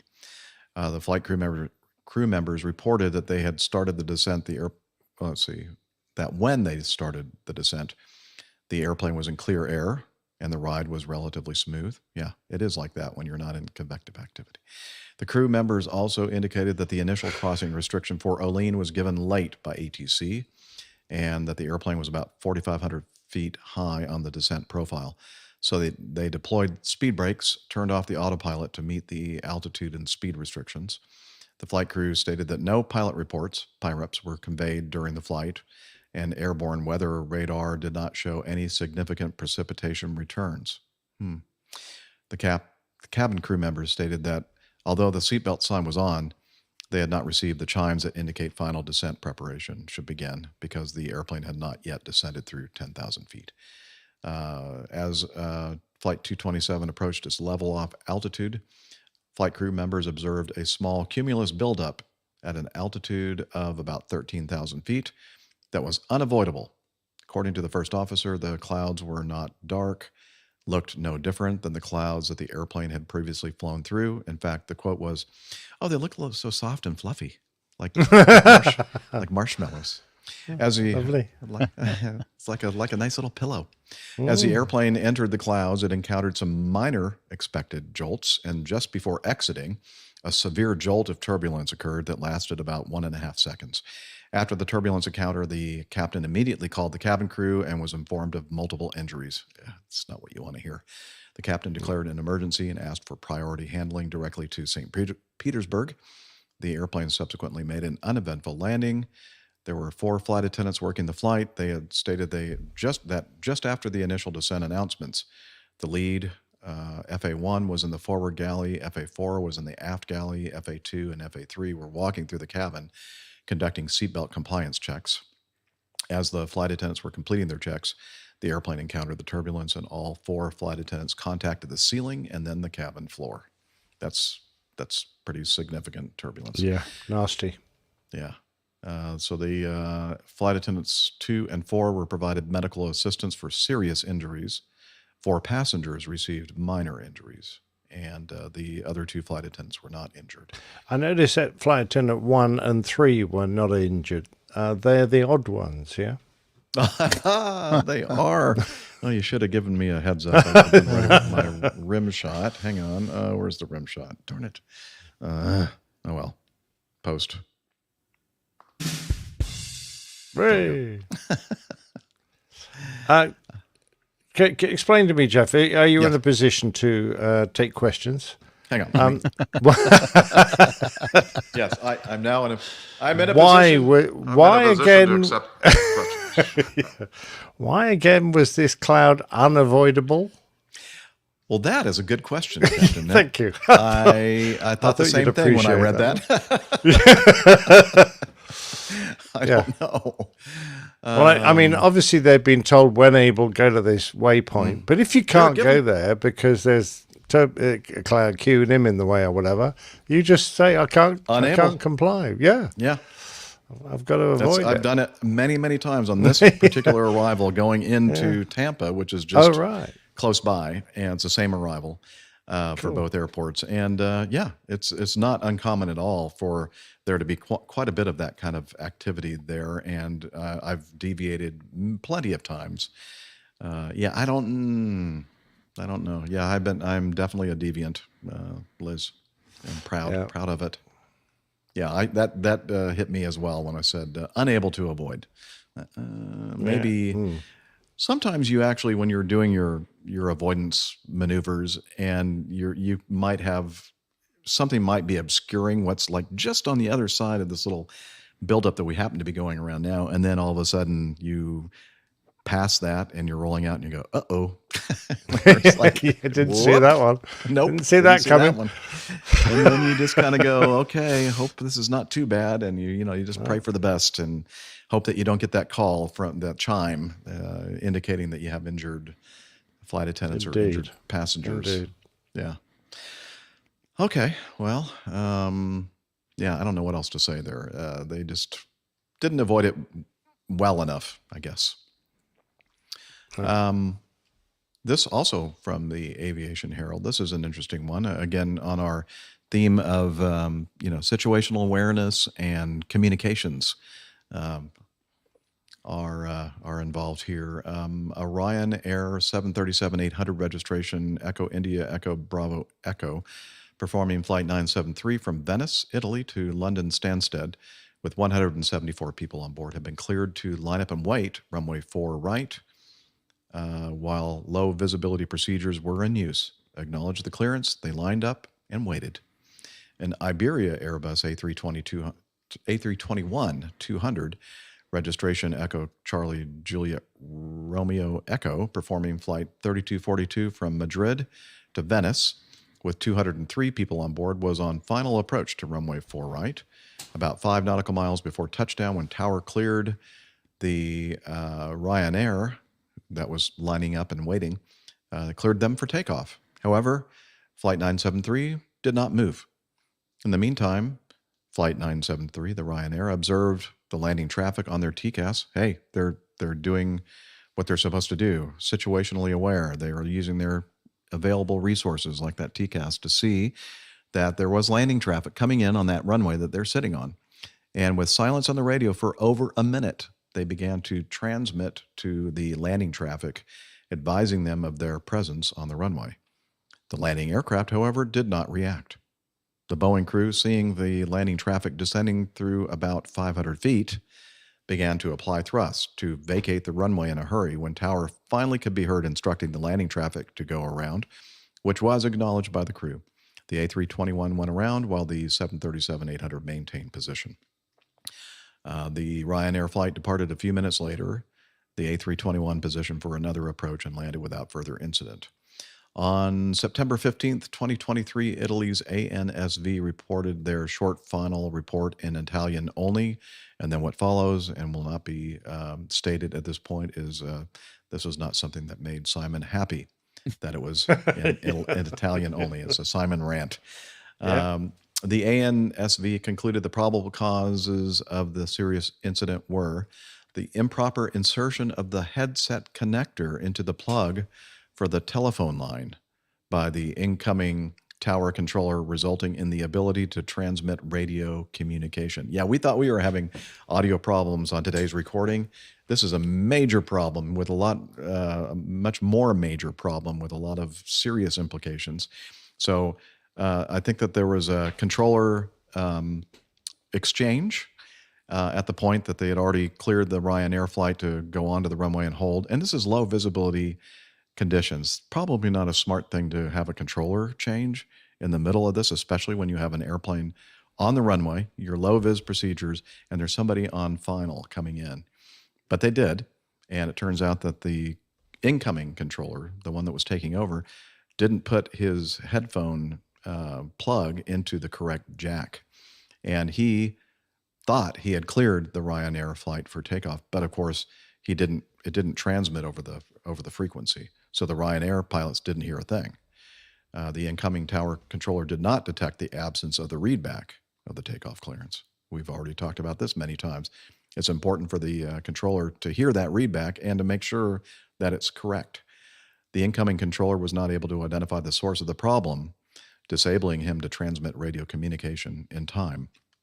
The ergonomics of the tower control panel in relation to connectors for communication devices was an issue, and the low visibility conditions at the time of the occurrence, disabling Echo Charlie Juliet Romeo Echo to see the traffic aligned and waiting on the runway. So the incoming A321 flight obviously couldn't see the traffic on the runway because it was low vis conditions. Yeah, Liz is making a good point. It must have been low visibility in the tower cab as well, because he couldn't see where to plug in that jack. I've got an idea here. Wouldn't it be a good idea when the incoming new controller plugs himself in, the outgoing controller doesn't remove his headset until the incoming controller has established communication? So he's made his first call and had it read back to him, because the other controller, had he just still been at his station a few more seconds, could have fixed this problem. Right. Do you think that there are separate, is there like only one place to stick? Oh, I hope not, because that means I thought there'd be multiple supervisors ones. or, yeah, you're right.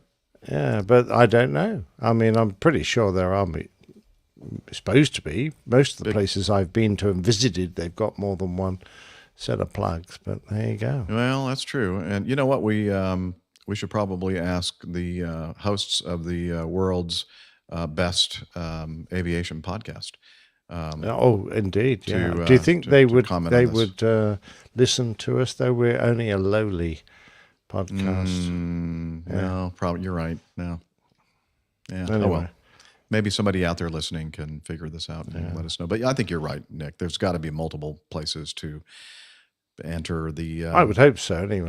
Headphone. Because after all, if you're supervising another controller, you've got to be able to have simultaneous communications for the supervisor to be able to transmit over the top of his student controller, for example. It's so funny.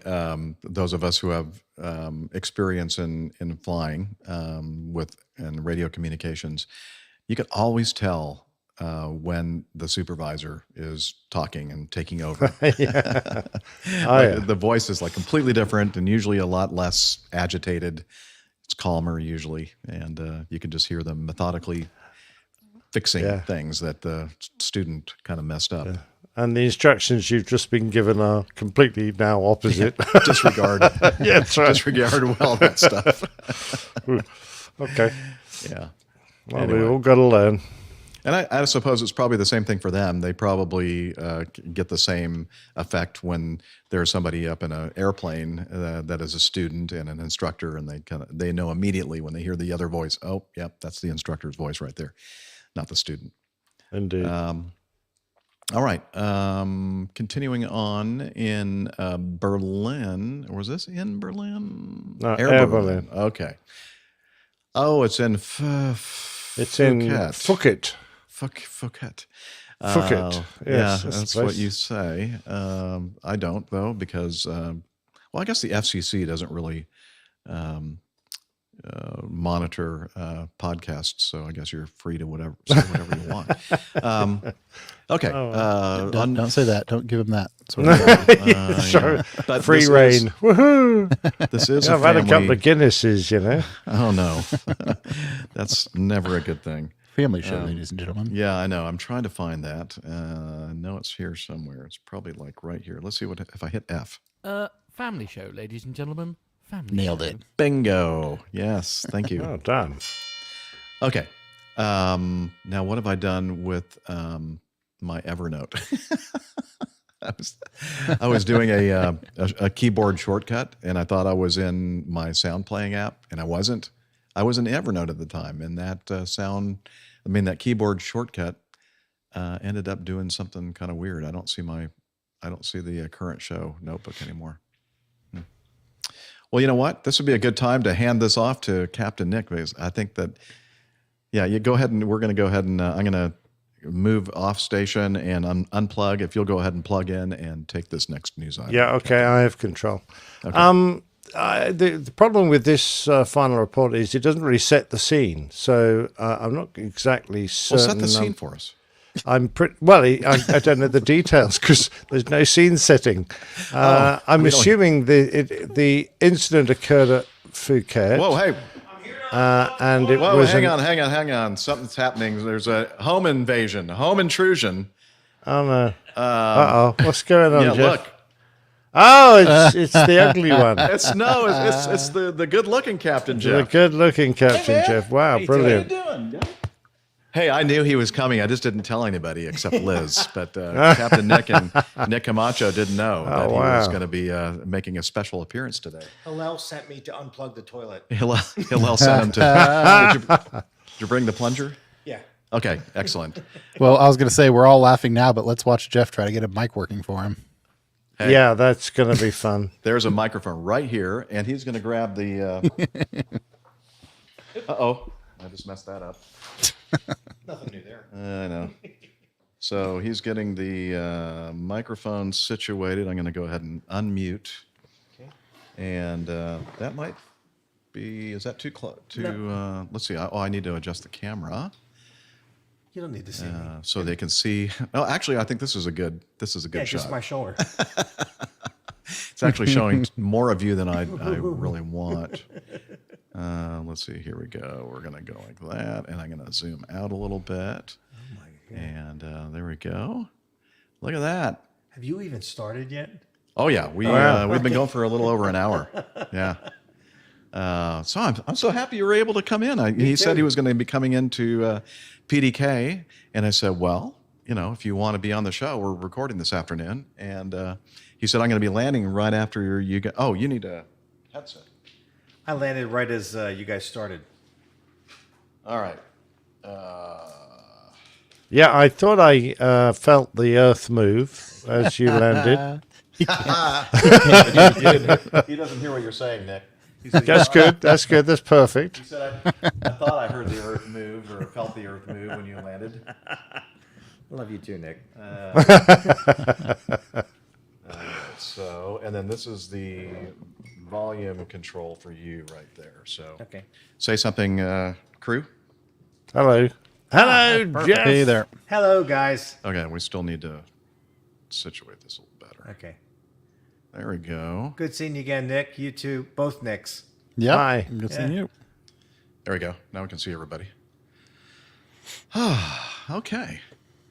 So we were just covering. We're going to get all caught up in the getting to know us segment. Oh with, my goodness, I could take Captain an Jeff. hour. And I have a little something to give. Well, hey, Jeff you better here. turn your camera off before you do that. No, that's later on tonight. I want to see Okay. how much it survived the Wait a river. minute. Can you hear him okay? It sounds like he's not. the No, same. he's pretty quiet. I think his Yeah. mic is off.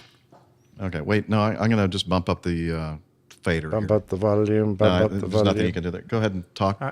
Testing 1, 2, 3. Oh, that looks so good, Nick. A little better. I'm No, it jealous. does. I wish I had It is. some of that. It to is offer good. you. I promise you.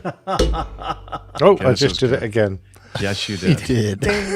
It wasn't as bad as that first time, I though. thought that was Jeff's sound effect. No. Ding. So Sorry about how- that. Oh, we wow. do Oh. indeed. Jeff Nick. The squared episode. Okay. Yeah. Well done. Okay. Well, so is he sounding okay? Am I all You right can- now? I hear myself now on my headset, which I didn't before. Okay, let me make Yeah, sure. sounds good here. Good in here. Yep, looks like it's good. Okay.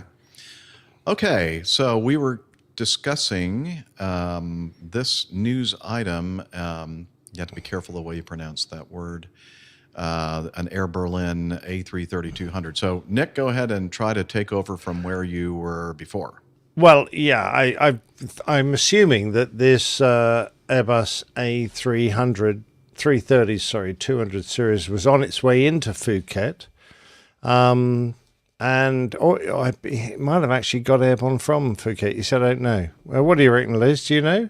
I think she just left. Oh, okay. Oh, well. Anyway. I think I said something insulting. They're in the region of Phuket, and they have an uncontained engine failure and fire. And this is the final report. So I'm going to skip the first bit because I think that's pretty irrelevant. And go on to say that the flight crew noticed engine damage because of sound and vibration and warnings and information on their ECAM. So out of interest, it was, I think, an interstator blade failed and caused some damage in the engine. When they pulled the thrust lever of the left engine back, the temperature and the vibration values reduced such that they were now in a safe situation. So the temperature had come down from its over temperature situation and the vibration had decreased. And the engine had switched from its normal mode called EPA, where it gives you an indication of engine speed as a pressure, and gone back to N1 mode, where it's just telling you the speed of the front fan of the engine. It can be assumed, it says, that in this phase no further engine damage occurred.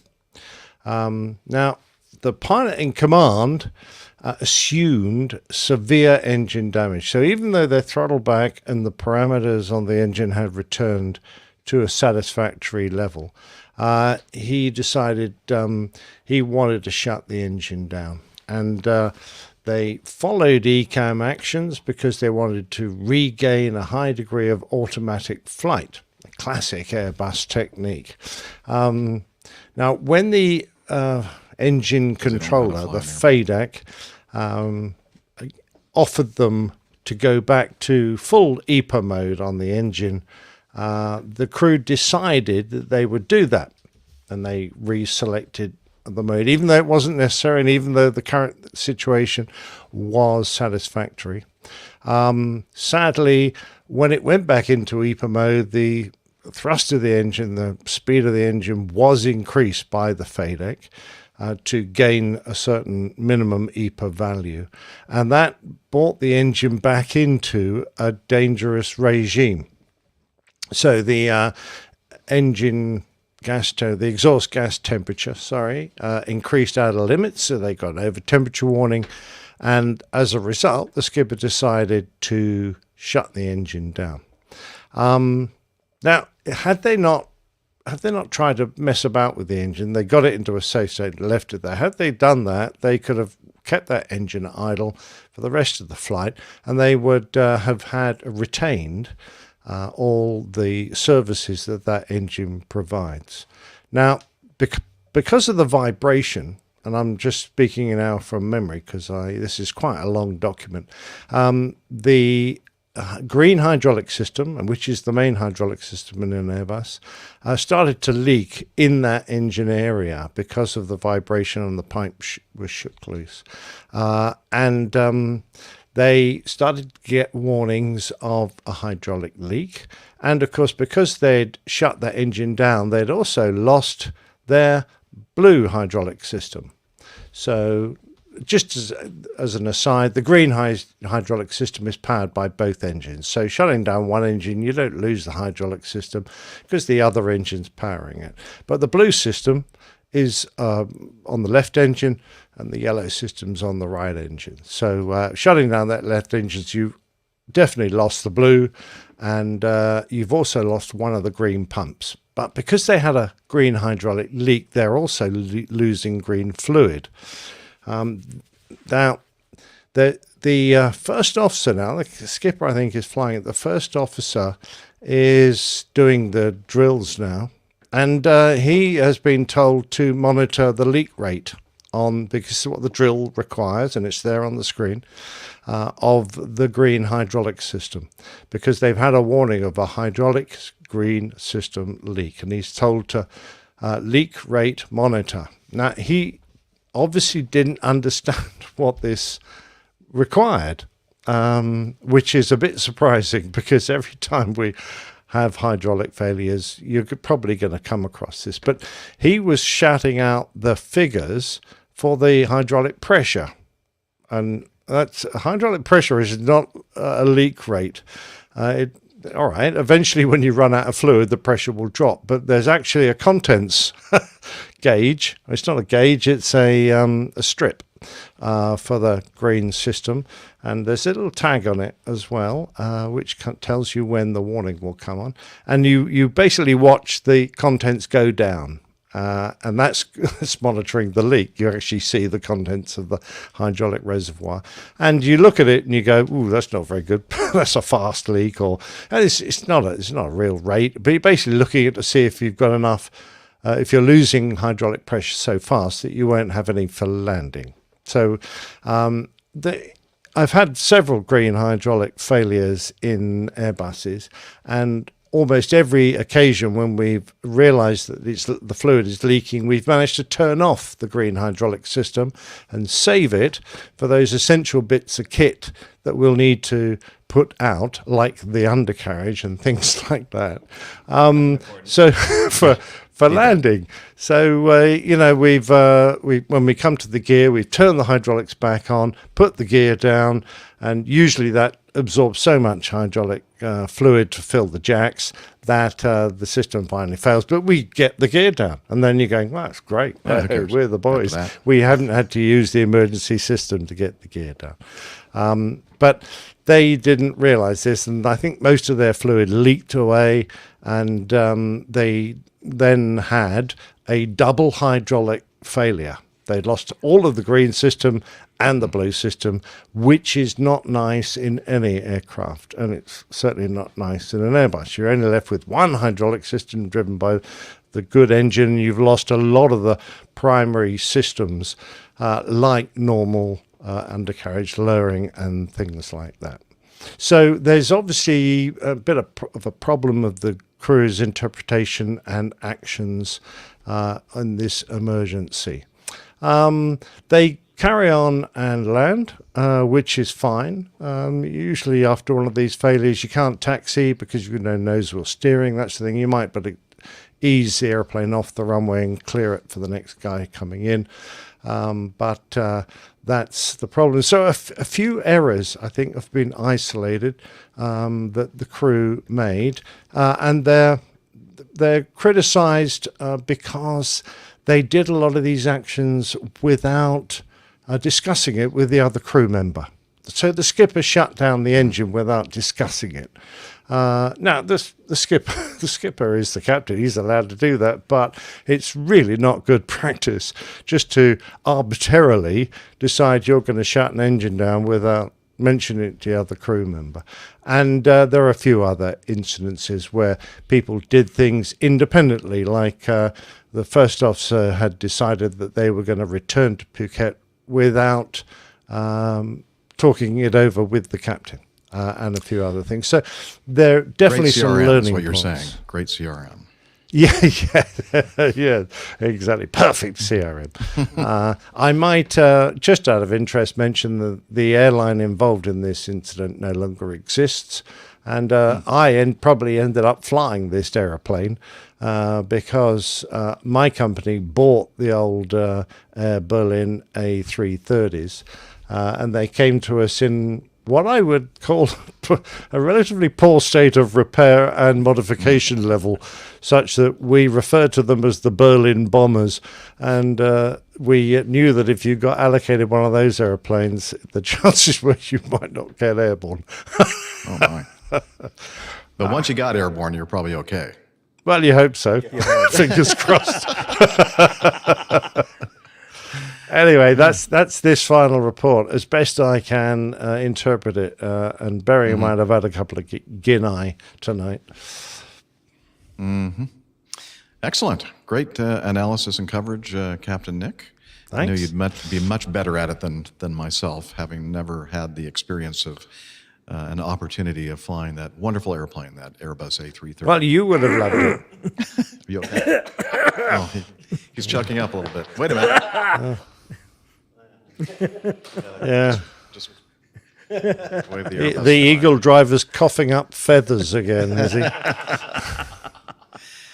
All right. Let's move on to this next item. What do you think? The Aviation Herald, this is a Skytrans Dash 8 that took off from Brisbane, Queensland to Chinchilla, Queensland in Australia, with 26 passengers and 3 crew. Were nearing the top of descent when the crew received a right-hand engine control unit ECU fault indication, which meant reverse thrust would not be available for landing. The crew worked the related checklist. You can kind of see where this is going. The crew worked the related checklist and decided to continue to Chinchilla.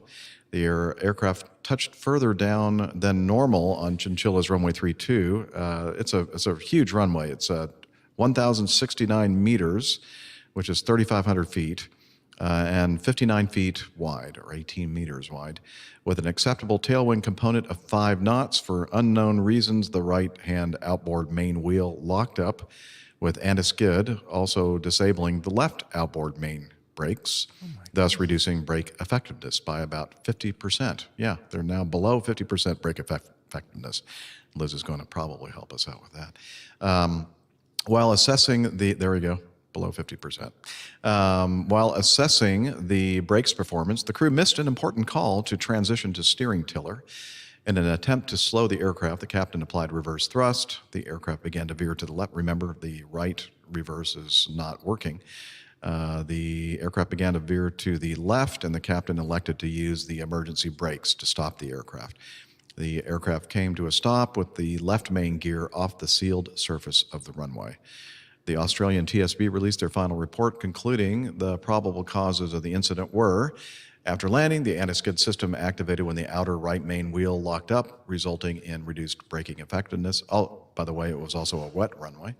While managing the combination of unrelated technical failures affecting directional control, the aircraft veered off the narrow runway. The other factors that increased risk, the operator's procedures for maintaining an ECU or managing an ECU failure did not include consideration of other factors that could increase the required landing distance, including a tailwind and a wet runway, or that a narrow runway increased the risk of veer off due to asymmetric thrust. The acceptable means of compliance guidance material did not clearly convey the intention of the Civil Aviation Safety Regulations 1998, Part 121, Australian Larger Aeroplanes, Manual of Standards 2020, subsections 9.10 through 9.13. I mean, we pretty much have all that. I've read all of that. We have it by heart, actually. We don't need to refer to the actual manual. Landing performance must be assured at all times. That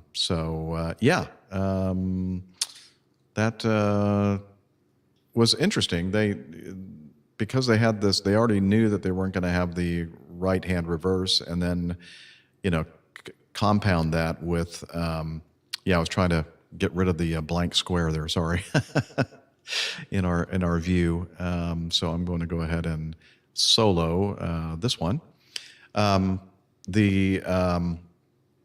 was I? The fact that they had a lack of certain items to perform a successful non-veering landing, were in effect here. And I'm sorry, I'm so distracted. Let me pop myself back like that. Okay.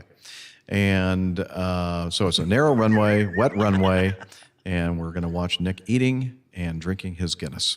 I don't know what else to say. I'm not even sure what I'm saying right now, actually. Well, they got bit by the fact that the sticking anti-skid, that tire locking up, that wheel locking up just really bit them bad. Probably because of the wet runway caused that lockup, and then the anti-skid was working the way it was supposed to, but then it kind of broke. The wheel shouldn't lock on a wet runway. That's the whole point of the anti-skid. It shouldn't lock the brake. Yeah. Well, am I echoing? No, I mean, it's just because we have two microphones in close proximity, Liz. Oh.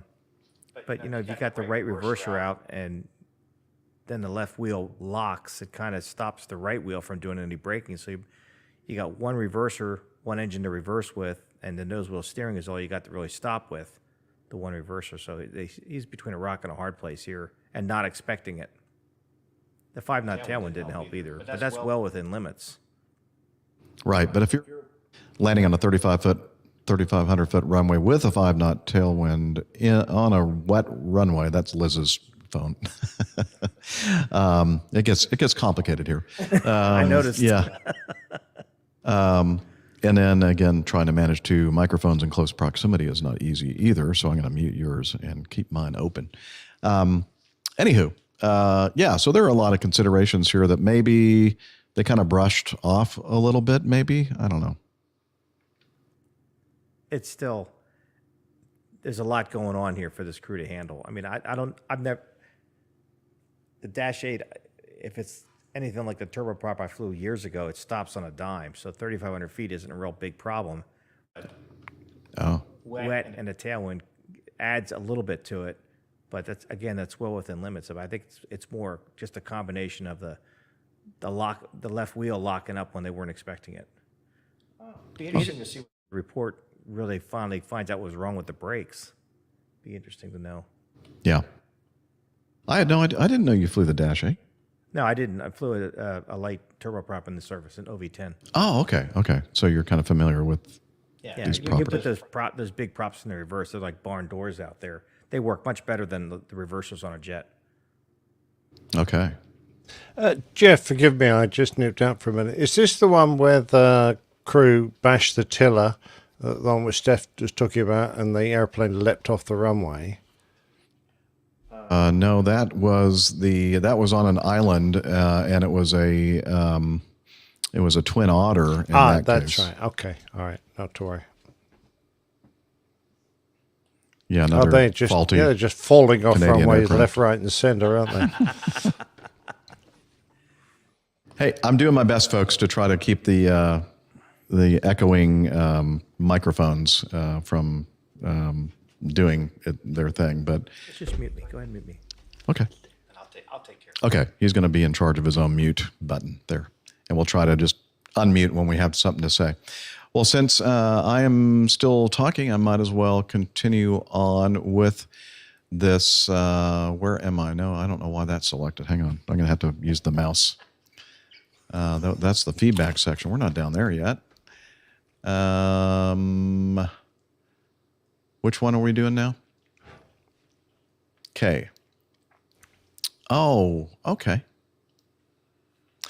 All right, here we go. The next item from the Aviation Herald involves a Delta Airlines Airbus A320-200 performing Flight 2295 from Atlanta to Omaha, Nebraska, with 147 passengers and 6 crew, was on approach to Omaha's runway 32 left when birds impacted the aircraft's nose. I would bet that the aircraft's nose impacted the birds. That's the way I would kind of look at it as far as physics is concerned. Anyway, the aircraft continued for safe landing on runway 32 left. The aircraft remained on the ground in Omaha until January 10th, 2023, then positioned to Atlanta and still on the ground in Atlanta on March 10th. Wow, that's 3 months on the ground in Atlanta. There's some serious damage here. The NTSB reported they had opened an investigation, and so it looks like on October 17, last month, the NTSB released their final report, said that they struck several birds while descending through 13,000 feet on approach to Epley Airfield, Omaha. The bird strike occurred about 34 miles southeast of the airport near Red Oak, Iowa, at an airspeed of 290 knots. The crew continued the approach, made a normal landing. Weather at the time of the event was night visual conditions. Birds struck the airplane and punctured the fuselage skin in 2 locations on the left side, one above the cockpit windows and another near the pitot tube. Another bird punctured the skin on the right side of the fuselage below the cockpit window. Damage was evident to the stringers and frames at each location, and the size of the punctures in total exceeded the size of the outflow valve. The damage adversely affected the structural strength and pressurization performance and required a major repair. Flight crew described the noise as the strike occurred as being like an explosion. The cabin depressurized, the cockpit door blew open. The captain reported that the wind noise was extreme, which made communication difficult. Soon after the strike, the airplane descended through 10,000. The cabin altitude matched the airplane altitude at about 9,500 feet, so there was 0 PSID. At that point, the crew declared an emergency, continued the approach to Omaha, and landed uneventfully. The species of birds was just identified. an excuse to explain away some severe flatulence?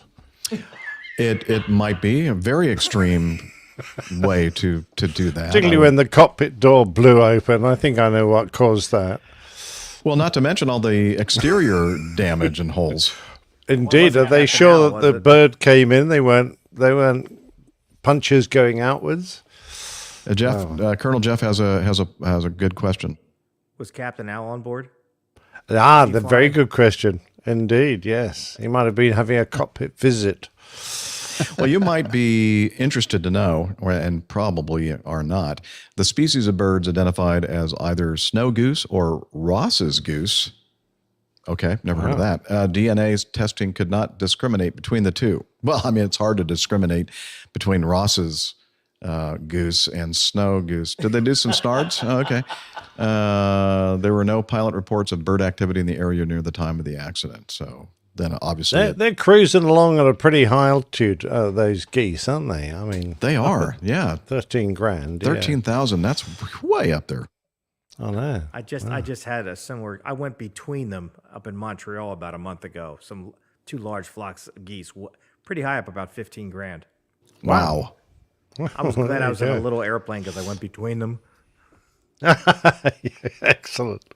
Excellent piloting skills, obviously. Yeah. What can we say? Nothing. Good job. Good job, Jeff. Oh, yeah, that Jeff. Better lucky than good. That's true. Exactly right, yeah. And being lucky and good is the best. Okay. That's what she said. Let's do that, Liz. That's a great idea. So here we go. We're going to push this button, and it's now time for us to get to know us. We get to you to get to know us. We to get to know you. You get the idea. It's the time of the show where we're going to get all caught up. And let's start off with this guy here. It's been a while since you've been on the APG, sir. I think it's 500 was the last time I was on the show down at the airport in Atlanta. And, could be. Yeah. Since then, I've done changed jobs, still flying for the rich people. Had some interesting passengers, some good, some bad, mostly good. Got to see some very small airports, some very big airports. I got to see a runway come alive with seagulls one day in Delaware. Been to places I didn't know existed in the United States so that you could actually land at. Got used to an even smaller cockpit than the 7.3 and a Phenom 300. I think I wear this airplane. I put it on when I get in. It's not a huge airplane, huh? No, we hold 8 to 10 people depending on the configuration. We have the company I fly for has 18 jets, and they're all Garmin systems. They use the Garmin 3000 for the most part. We have just a couple with the Garmin 1000. I've learned how to... Oh, okay. Shall I get closer? I will try to speak up. I've learned how to spell Garmin. I don't know what the last letter in that word is yet, but I'm getting there. It's been a year. It's weird how quickly everything aligns because it's all GPS based. And I know why Pilot Pip calls it the lemon. It doesn't break very often, but when it does some really goofy things. But I've had a good time. It's not something you want in an airplane. Goofy I've had a things. good time flying. I've been trying to keep up with everybody and what's going on. Notice that Rick is never here. Steph's stealing my hat, taking it river rafting. And but yeah, it's good to see you all in person and talk to you in person instead of in tape delay or listening into the podcast later. I do have something to present to Jeff, so let me go and get that, and I'll be right back. Well, he's doing that. The one thing that I did, and I'd like to thank Armando for this, we got together, myself and Stephen Ivey, and Armando did a little bit on Plane Talking UK about 135 operations and differences between how fractionals work versus charter companies work. And that was a lot of fun just to sit down and talk with those two about how we do things. Oh my goodness. It does look much better on me than it does on him.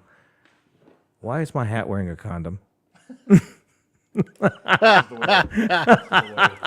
I don't want to know where that hat's been. This is the way that Jeff wears his cap, underneath the headset. That does look very impressive. Oh my! I was just showing my co-pilot today the last picture I took in a 7.3, and I'm looking into the cockpit, and you can see the top of my suitcase, and sitting on the center console right behind the throttles is my hat. So I'm really happy to be getting this back. Kept it nice and protected? He took good care of it, considering it's not an Acme hat; it's an Ajax hat. So it's a much higher quality than my hat. That's not saying a whole lot. No. All right, next. All right, who wants to go next? Well, Nick, Captain Nick is I was going to ask the good-looking Captain Jeff if he has any trips to Las Vegas coming up with those rich people airplanes. No, I don't. In the next week or I've been two. to Colorado Springs. It's a little tough for us. I just went to Tulsa from Teterboro the other day, and that's about as far west as I can get this time of year with the headwinds. The airplane does not have the legs to go that far. Okay. It's 2 stops for us. I take families out to Colorado Springs from New Haven, Connecticut routinely. They are parents from cadets at the Air Force Academy, and they go out to see their sons. They're both hockey players. I have to go down to Bahamas to pick up this sports fisherman too, which I landed this remote island with 4,500 feet of runway, and I have to land there at max landing weight so I have enough gas to get out of there. It's pretty sporty. So now... Oh, okay. Yeah, we were talking about a story earlier where the PPR deposits for using some of the local airports, like the main airport, and then Henderson and North Las Vegas Executive, were like $6,500. Yeah, and I thought Newark was bad. I think their landing fee is like $2,500. Wow. Oh, good grief. So I guess it's not that bad when you think about it. No, not bad at all. All right.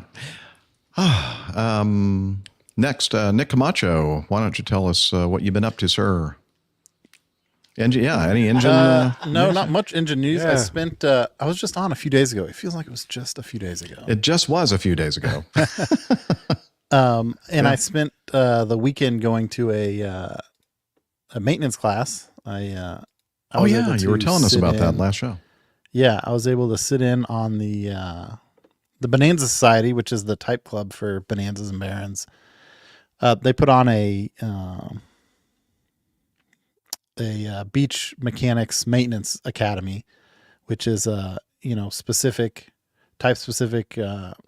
maintenance issues with Bonanzas and Barons they see regularly. So they cover a lot of stuff relating to gear rigging, specific engine installation issues they see, and then flight control rigging and stuff like that. And it was a day and a half, and it was really a great experience to go there, and definitely makes me appreciate the support that the Bonanza community has with such a large type club. But I was able to go in and listen to 2 of their technical advisors provide that class, and spent half the time in a classroom and half the time out at a hangar at the airport, taking a Bonanza apart and doing gear swings and all the inspections that I've kind of mentioned in the past. So that was my main aviation endeavor this week. Yeah, I've continued to doing some stripping on my firewall to get it cleaned up. Yep, and slowly moving closer. Excellent. I was doing some stripping too in the last few days, but I really can't go into the details. That explains, that's fair. That explains the pole in the back of the room.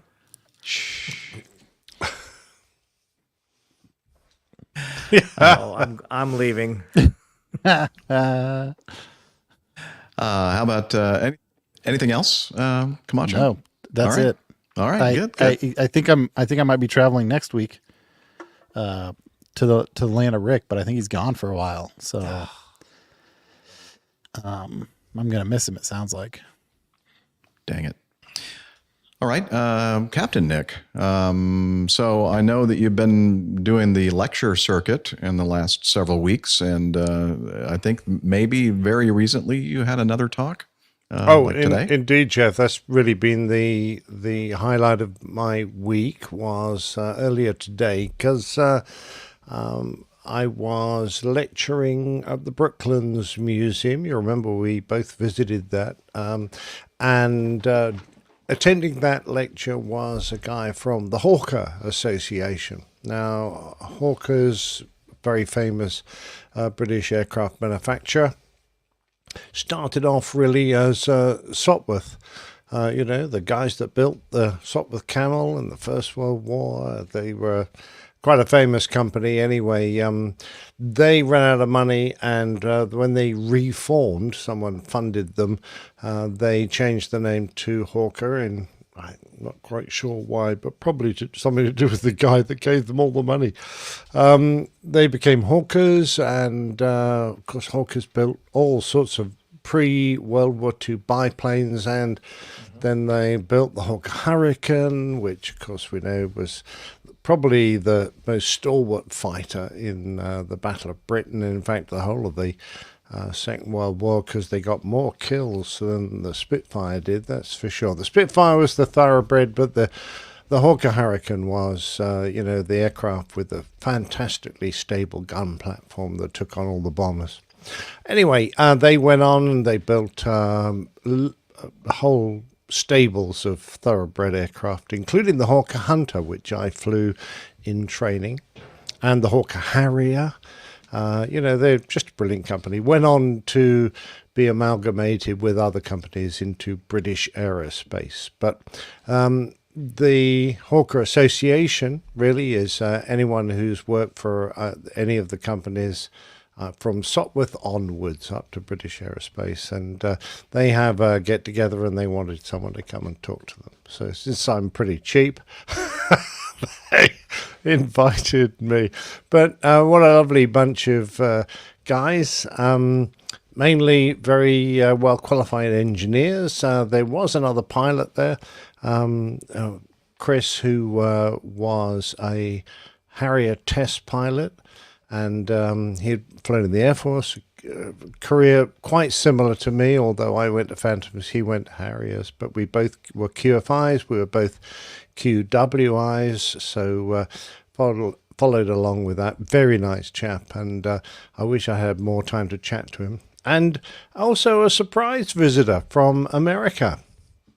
So I got an email early this morning saying that our wonderful show friend, listener Sam Dawson was on his way over. He works for you. I'm not sure if I'm allowed to say his airline, actually. I better not, just in Untied. case. Yeah. Yes, exactly right. The uniform would give it away for an airline on a Boeing. And flew in this morning and said, look, I'm going to be in the country. I've just about got the timing right, I think, so I can come across and listen to your lecture. So poor chap, he having spent the whole night flying across the Atlantic. Did he stay awake? Yeah, well, yeah, just about. I said, look, you nod off. Don't worry about it. But he did a flight time. They're out of Newark. He said, for a start, they were really impressed because they got off on time. And then they only had a 6 and a bit hour flight time. So he had time to jump on a train. I picked him up on the way to the venue from a railway station in Kingston. And he sat through my talk, which went down very well. It seemed really they're very polite chaps, and they gave me 3 rounds of applause. I don't know quite what I did to deserve that, and I was given all sorts of books and little gifts, bottle of wine. So really, definitely worth making the effort to go along and see them. And then I dragged Sam off for a beer. We found a local hostelry and sat down in some lovely big leather chairs in front of a roaring fire and supped a couple of pints of London Pride before he had to dive back to his hotel to rest for the flight home. And of course, I had to drive back to get back in time to be on the show. So I'm a little bit on the weary side, but had a thoroughly good day, actually. Now, I've got some audio from Sam and some pictures from giving the lecture, but that will have to wait till next week because I didn't have time to get that all. I was starting to panic a little bit because I'm thinking, I didn't know that. Where is that? Exactly. So we'll... Jeff panicking? Nothing new there. Yeah, very true. We will revisit this next week, but basically a good week, and I've now run out of lectures for a little while, so that's great. I can relax and concentrate on the next plane tale, which I'm still concocting, and the title of which I have, but I think it's I can't remember what it is right now. So did you hear how what Liz said and how mean she is to me? Oh yes, I've been listening to Liz. She's yeah, we love you Liz. all are under the wrong impression of the lovely Liz. I could do last week's cover up. Okay, now, go ahead. For some reason, we had scythes. We were talking about death, and for the life of me, we had that's right, Liz reminds me, we had a cartoon sent in with death on it. So we ended up with the Scythe Wars as opposed to the Star Wars. So I got our AI friend to generate Darth Vader and Obi-Wan Kenobi having a battle and replace their lightsabers with scythes, and thought, well, actually, the Obi-Wan Kenobi needs to have a different face. So you need to zoom in on Obi-Wan Kenobi's face, and we'll see if you can work out who it is. Don't be fooled by the beard, is all I can say. Yeah. Don't be fooled. Looks a little familiar to me, like somebody that I see every morning when I look in the mirror.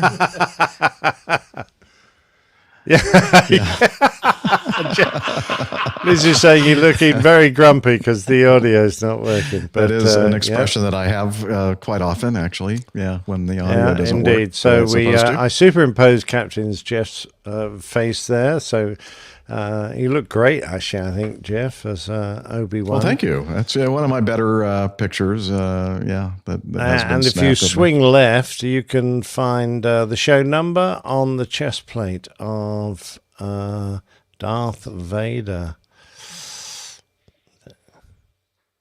There you go. See on the left there, you got a 5 and a 9. On the right, you've got a 2. Yeah, I did look, and I was not successful in seeing that. Yeah. Oh, what a shame. Oh, dear. Well, you need to get you some new glasses, I think. Yeah. Anyway, another great assisted, mid-journey assisted, but you had to do a lot of your own. Yeah, they always start off with a reasonable picture, but in order to make it special, because I did ask them to make them fight with scythes, and they obviously didn't know what a scythe was. This is yeah, so indeed. Hell Boxes in our live audience says took the man 3 rounds of applause before he realized his zipper was still open. Yeah, well, at least they were applauding. At least they were applauding. They weren't not laughing. So that's a change from the usual reaction. That's good. Me? Oh, I've just been doing like the thing I do every weekend. Lots of singing in this case. We had our Vigil Mass was our 25th, one of the 2 25th anniversary celebration masses, and a lot of brass and full choir and full big pipe organ, and the Archbishop of Atlanta was the celebrating priest. It was a big deal, and I think it turned out very well. We're doing it again tomorrow night at St. Peter Chanel, and that's going to include, I don't know how many priests and deacons and folks who have been working at St. Peter Chanel in these last 25 years. So it's going to be another big celebration. So, no, I've not been there for that long, Liz. I've even been a Catholic for 25 years. I've only been a Catholic since 2000. And I didn't move away from St. Andrew until probably 2009, 2012, something like that. It's been a while. Yeah, I'm a Johnny come lately for sure. I wonder if I can break my jet to be here tomorrow night. Oh, you should. It's good music. The brass is just amazing, and I'll play a little bit of our live stream from our Vigil Mass to kind of give you a little taste of it. Yeah, I think it should be live streamed tomorrow, Liz, as well. Anyway, so yeah, that's what I've been doing mostly. It's just so what's coming up for me, Liz? One of my fellow singer, male bass singer in the choir, is a huge, and I don't mean physically, although he is bigger than me. He's taller. But he is a big Navy fan. He went to the Naval Academy, and then he met his wife at the boat school as well. And every single one, they have a big family. I forgot how many kids, 1, 2, 3, 4, at least 4 or 5, I think, children. And the older ones have already attended the Naval Academy and have moved on, and they're still in the military. And their youngest 2 are currently at the Naval Academy, and they're big into Navy football, and they have season tickets. And we were at a wedding last month, and we were just talking, and they said, Jeff, you should go. You should come up to Annapolis and go to a football game. And I went, okay. And so they chose this weekend. And so after the big mass on Thursday evening, the next day I'm going to leave, going to drive my car. I'm going to drive most of the way up toward Annapolis. I'm going to stop short just a little bit north of Richmond. Next day will be a nice leisurely drive to Annapolis. I'm going to catch the football game. And then Sunday morning, I'm going to be leaving to go to Front Royal, Virginia, and then the Skyline. Have you done the Skyline Drive? No? Okay. Liz has.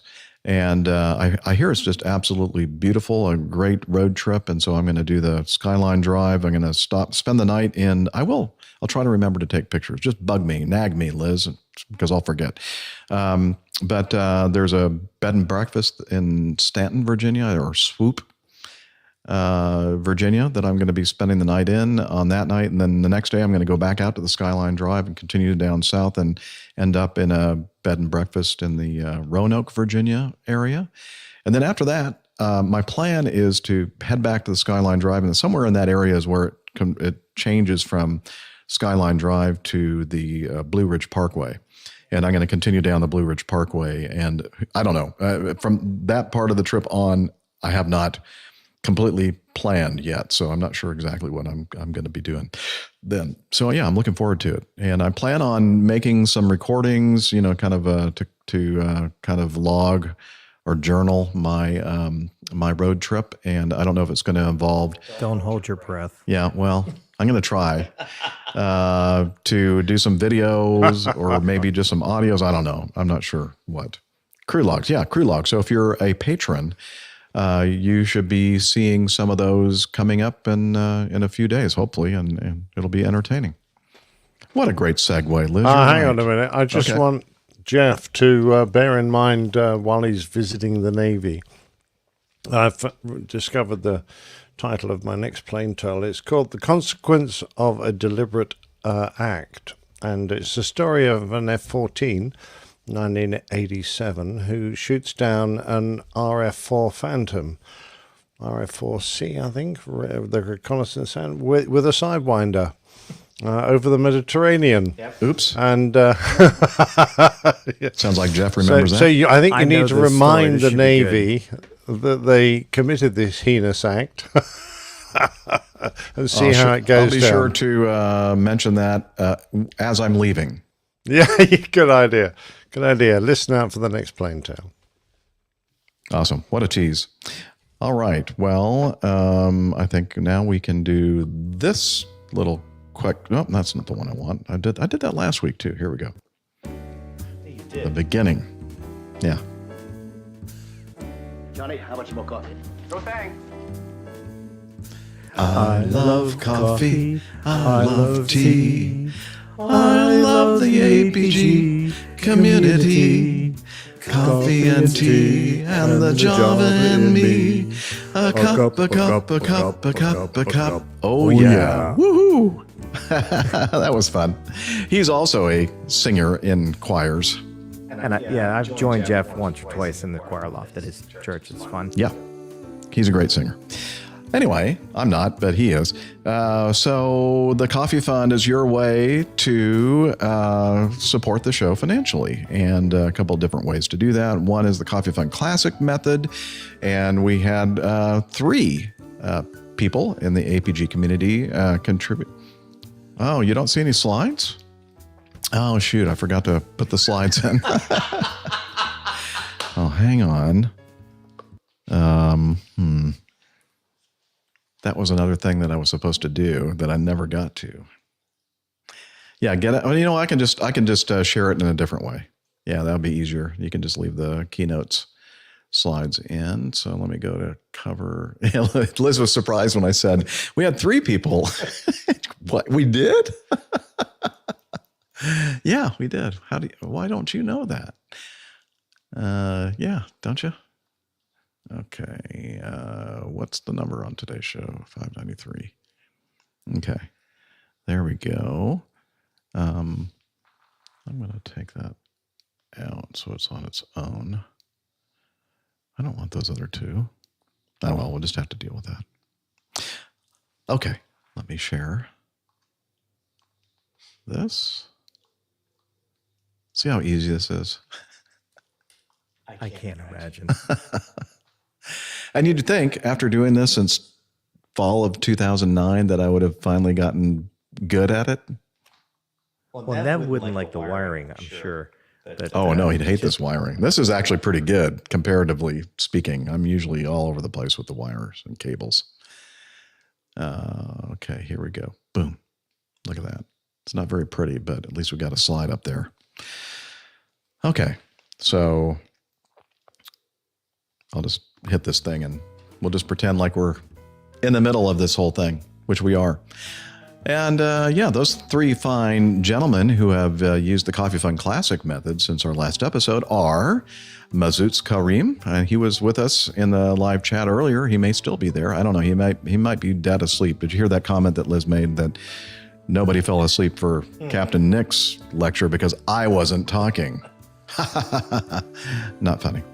And Rich Adams, and Philip Merkel. And Philip, Moses is still here. By the way, I think all 3 of those gentlemen are from the UK, or at least not the US. So they're making you US people look pretty bad, actually. And so thank you very much for all of your generous contributions to the Coffee Fund. The other way that you can become involved in our Coffee Fund cadre, or the Coffee Bar Club, as Captain Nick likes to call it, is to become a patron of the show via patreon.com. Information about how you can join that is on Airline Pilot. I almost said CatholicPilot.com. Wow. AirlinePilot.com/coffee. And join this great group of folks. You'll be glad you did, and we will too. It's funny. I was sharing the story of Catholic Pilot today. Really? About how I had to wait for the second one and how I found you. I know he's like the proto fan. I know we mentioned this several times, but I mean, he's been here since Catholic Pilot episode 1. Fan number 1, 2009. And there are couple of other people that are also still. Can you believe that? That's hard for me to believe. There's something wrong with us. I'm not sure what it is. I think it's APG syndrome. I think it's worse than that, actually. Yeah. Okay. I'm good. Are you? How you doing? You okay? Okay. Let's start our feedback segment. Here we go.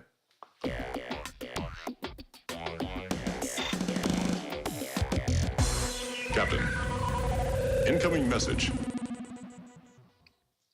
It's throwing me off. The mouse is over here because I was out of Jeff's way. Well, because you're trying to do the mute thing over there. Okay. I'm not used to doing it with my left hand. The mouse, the computer mouse. Yeah, wow. All right. Let's go over here to... That sigh was very well placed. I know. All right. Well, our good friend, this is feedback from our great community member and very good friend, Craig Pyzik. So you'll remember that we talked about that story with the guy that went kind of nuts on the jump seat, the Alaska pilot, off due to the magic, all that. And I said, okay, well, maybe somebody out there, like I think Liz, you're the one that said Captain Pyzik would be the guy to go to learn more about these fire handle things. And so he sent in some feedback regarding the E170, E175 engine fire extinguisher system. He says, hello, gang.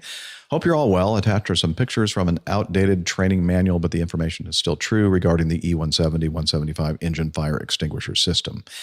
And just in case you're wondering, it says for training purposes only. So don't get confused and look at this and think that you can use this in an operational way. It's only for training purposes.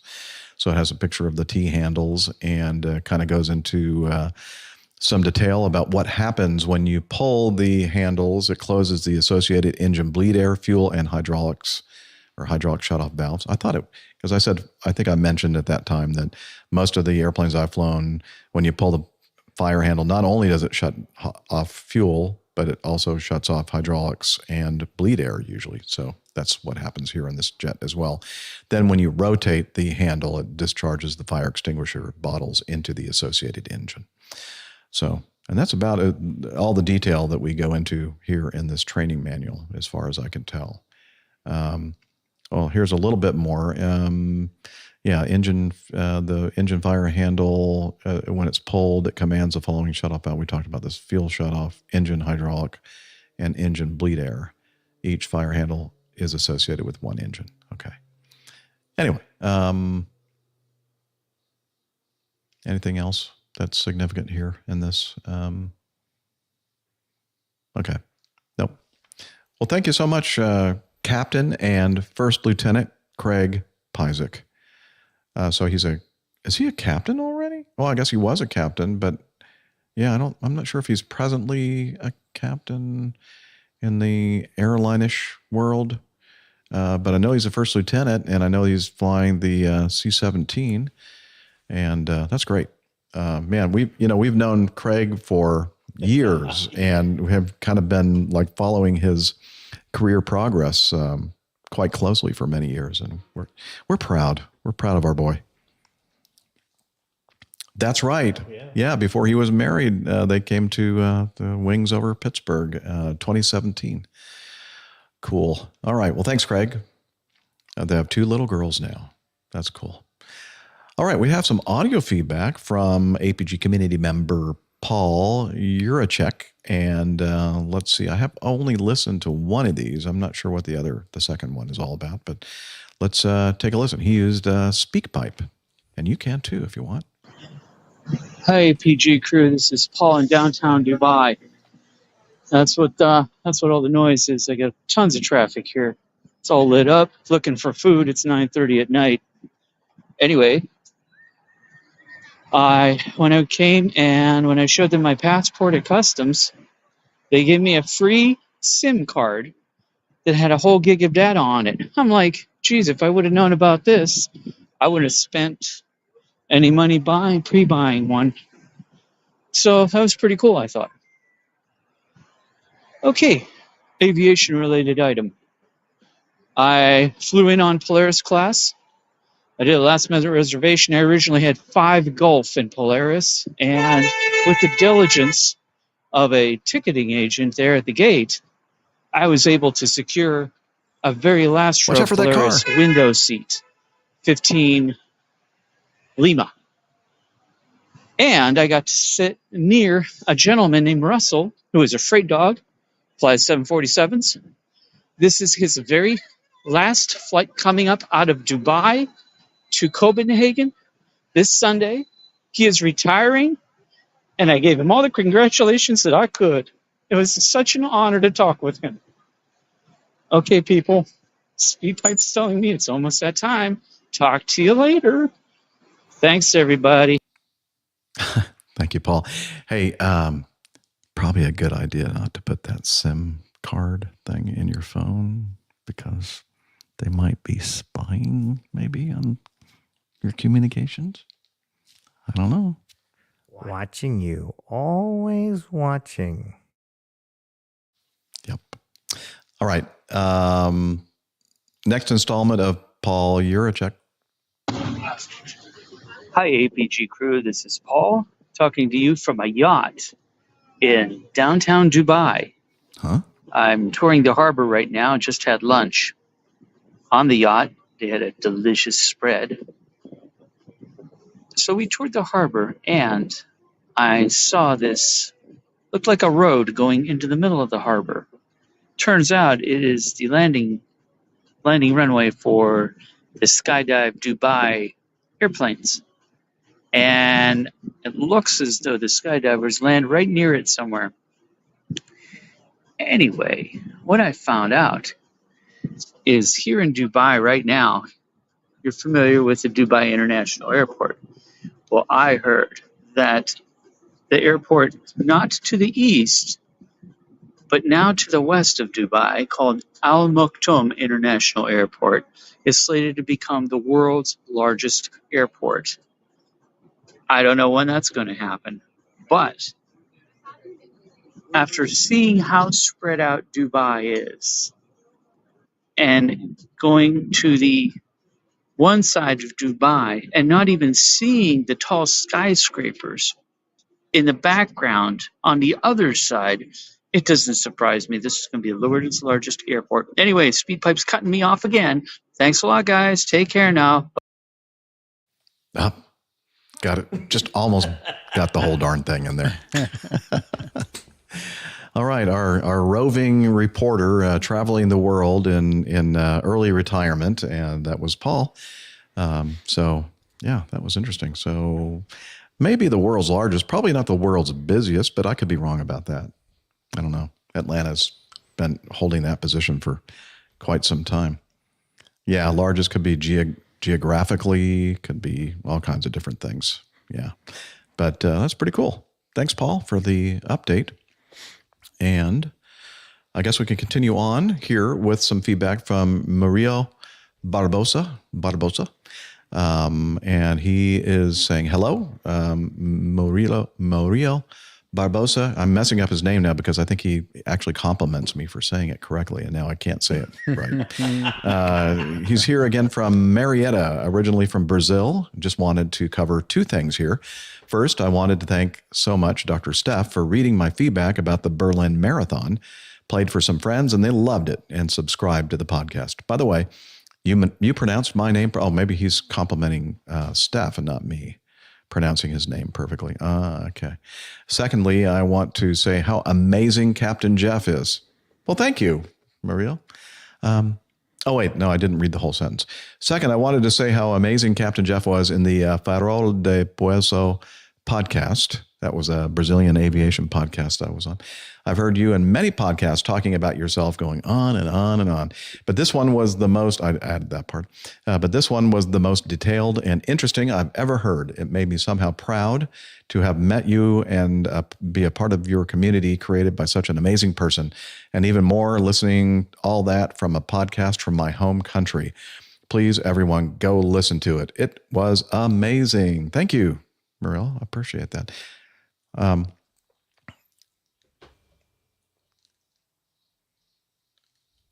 Probably does, yeah.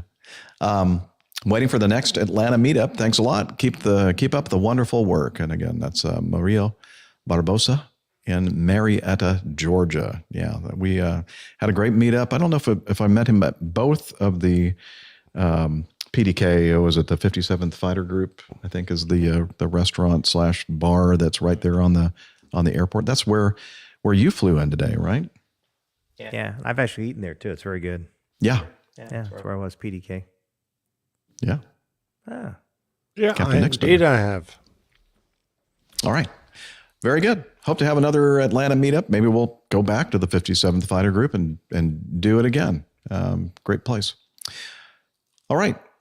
Video. Okay. This next item is from Don. And let's see here.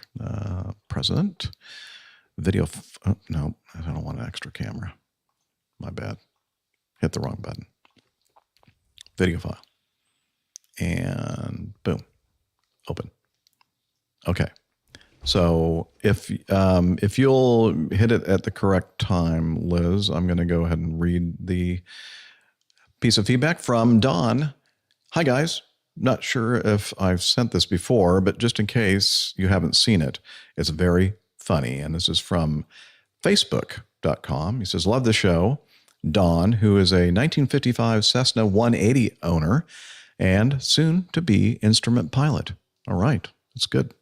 It's a good thing to have that instrument rating. And let's take a look at this very funny video. So this is how each flight attendant walks. Here, that volume's kind of high to me. Philippine Airlines. Now, you really have to watch this. We'll be linking this in the show notes because it's just music you're hearing in the background. But there are 3 Pan Am flight attendants walking along. Aer Lingus wearing her Irish green. And, oh, yeah, you don't want to waste any of that alcohol. Ryanair, she's wearing a coat with all kinds of things for sale to all the passengers, I guess. This is part 3, how each airline walks. Emirates flight attendant. I'm not sure how to describe this. Strutting? Yeah. Oh, speaking of strutting, Avianca. Yeah, she's definitely strutting there. This is funny. Turkish Airlines. Ooh, they looked pretty severe, pretty stern. Beautiful, but yeah. Air China, she's carrying around a bunch of face masks. It's a standard shuffle. Yeah. And here is... Oh, it's Delta. Okay, I'm not sure how to describe this. Chewing gum and walking at the same time, that's coordination. And then we have Hawaiian, wearing a pretty Hawaiian print. And beautiful hair with a flower. Macadamia nuts. Oh, yeah. Frontier. She looks a little... late. Hurried, yeah, late. And then Singapore, a very, very serene and confident. And what's this one here? American Airlines. As soon as I saw it, I go, that's American. Why is that American, Jeff? Just the look. Okay. United. Oh, she looks pretty serious here. Oh, we got it. She's carrying a bat like Captain Dana. Oh, and Southwest Airlines. Okay, that's interesting. She's very energetic, wild and crazy. Yep. Spirit. Oh, that's sad. That is sad. Oh dear. For you not watching. Gosh. Oh, that was very, very, very cute. I'm sure it was offensive to many. I'm sorry. I thought I removed it. That was brilliant. Yeah, that she obviously has a very good sense of humor. This young lady who did these things. All right. Okay, we're going to skip the next one because that one's specifically for Miss Steph, and we're going to do this one with another video. Okay, so you know what, Colonel Jeff, why don't you do something worth something worth your salt. Earn your money. What? Wait a minute. I unplugged the toilet for you. You've already done that? Yeah. Wow. Wow, you've got an electric toilet? Wow. Video file. Why? Okay. He's searching. Loading the video. I think he's waiting for me to read here. Yeah, so I'll do this. Okay, feedback from Robert. Computer Museum of America. I finally got the chance to go up to Roswell. Which Roswell? This one. This one. Okay, because there's a Roswell, New Mexico. No, there's only one Roswell in this Roswell, Georgia. Well, there's the UFO. Well, the UFOs took the other one. I know. In fact, that's the more famous one, actually. Anyway, they have a monthly live demo of the punch card machine they maintain. How many of you even know what a punch card is? I do. Us old people know. I was going to say, we're the old ones. I did not know they also have a sizable space exhibit with a reproduction of the lunar landing module. Ooh. Plenty of room there to have a meetup or episode as well.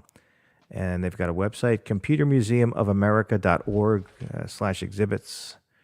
And there's a video feedback. I guess he took some movies. He did. He took some movies. But before you do that, Liz, I have to say, and you'll see the interior of this Computer Museum of America and the astronaut stuff. And I've never heard of this place. And I've been living in Roswell for more than 20 years. And so I'm going to have to figure out exactly where the heck this place is. But let's listen to what Robert has to say in his video. So, hey crew, wanted to drop in. I did not know if this was going to be quite a part of the museum up here. And there, by the way, there's not a person in there. It's just me, as far as I know. But this is either a replica. I actually have to look at it, of the lunar module, and it's up here in Roswell, Georgia, at the Computer Museum of America. I've been meaning to come up here, and I am waiting for a 2 p.m. Demo. They have a punch card machine, if you might remember those from way back when, and they're supposed to have a little demo of that, so I'm waiting around for that to start. I did a little interview with one of the volunteers a little bit earlier. But yes, it's about computers, but they do, have the appreciation here, for aviation, even space travel. So that's where the intersection possibly with your podcast. So I know that Captain Jeff is near here, and you may want to come up and stop by and check the museum out. Also a tip, you may be able to visit your Atlanta metro area library. That's what I did to get a free pass for the library. So just check your local library, whatever county you happen to be in. But I know that's where I got mine from DeKalb, being over in Tucker. So check it out. I'll include the link to the website, and highly recommend it. There was a lot more here than I thought there was. Thanks, guys. Yeah, I didn't. I was saying I don't even recall where. I've never heard of this place, but I know exactly where it is now. Liz looked it up, and it's just literally maybe a mile and a half north of where I live. So I'll have to check it out. All right, thank you, Robert. Another video. Oh, okay, you guys are killing me with all these videos. Remove from studio, remove from studio. This is not easy, playing these darn videos. Okay. What is it again? Oh, yeah, this one. Okay. Yeah, this is a good one. We're not going to... Okay, let me go here to the Evernote. And this was sent in to us from my neighbor to the north in Alpharetta, Georgia, Ray Williams. And it is in regard to a video that he saw recently. He says, "Hi, APG team. Maybe y'all have had this video suggested for the APG podcast, but if not, I'd like to point it out for a couple of reasons. First, this is something every student needs to understand and accept. Secondly, while its earnestness is obvious, the statement is not overly emotional. Third, it seems to parallel very closely what all of you talk about when advocating pilot training. I think it is profoundly sad that 2 people lost their lives in this incident. Normally, I might shy away due to the nil nisi bonum concept. I've never heard that. Except that over the years, many aspiring pilots have turned to y'all for advice on advancing their careers in aviation. And for them, this statement needs to be heard. Have you guys heard that? That's a Latin term, probably some kind of a legal concept.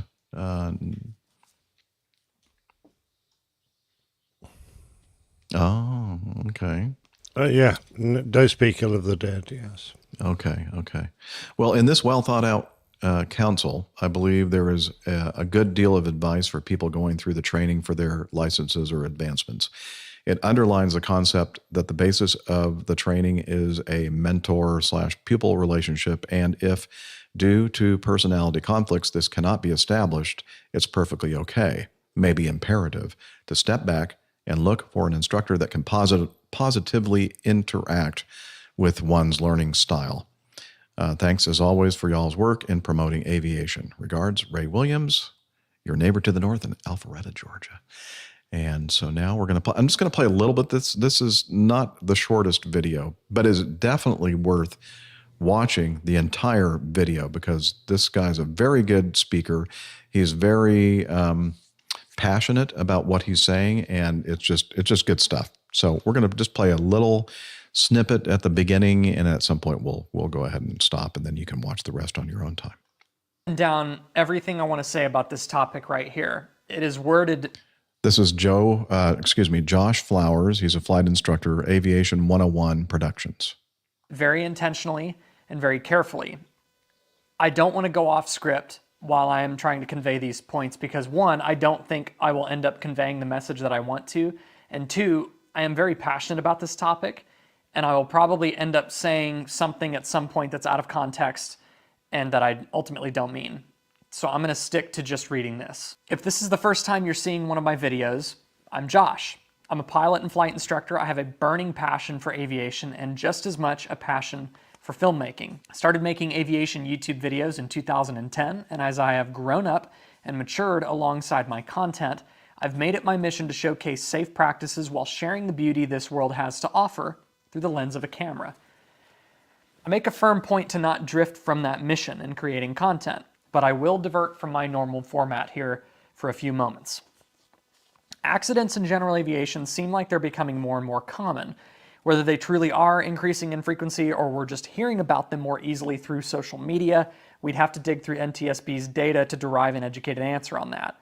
Regardless, the fatal accident rate in general aviation is unacceptably high compared to other facets of aviation, and we have to get serious about becoming safer and more disciplined pilots, more responsible aircraft owners, and more professional flight instructors. On September 27th, 2023, there was a fatal airplane crash. You may ask yourself, which one was that? And it's sad that we have so many in general aviation that we have to ask that question to narrow it down. In Ohio County, Kentucky, a Piper PA-28 came apart in flight after penetrating a supercell. They flew into a thunderstorm. It was a training flight. A student and flight instructor on a night cross country both suffered fatal injuries. The aircraft was ripped apart and the debris field was scattered over 25 acres. I'm not talking about this to go off about what I think caused the crash or what I think could have been done differently. That is the job of the NTSB, and they are very good at that job. At this point, the NTSB has already released the preliminary report, and to those of us who are paying attention, it is blatantly obvious what happened. I'm making this video to talk about a fatal human factors issue that massively contributed to, or dare I say, caused this accident. Relatively quickly after we heard about the accident, a screen recording surfaced through text to us, and within a few hours it was already on public news and in the hands of the FAA.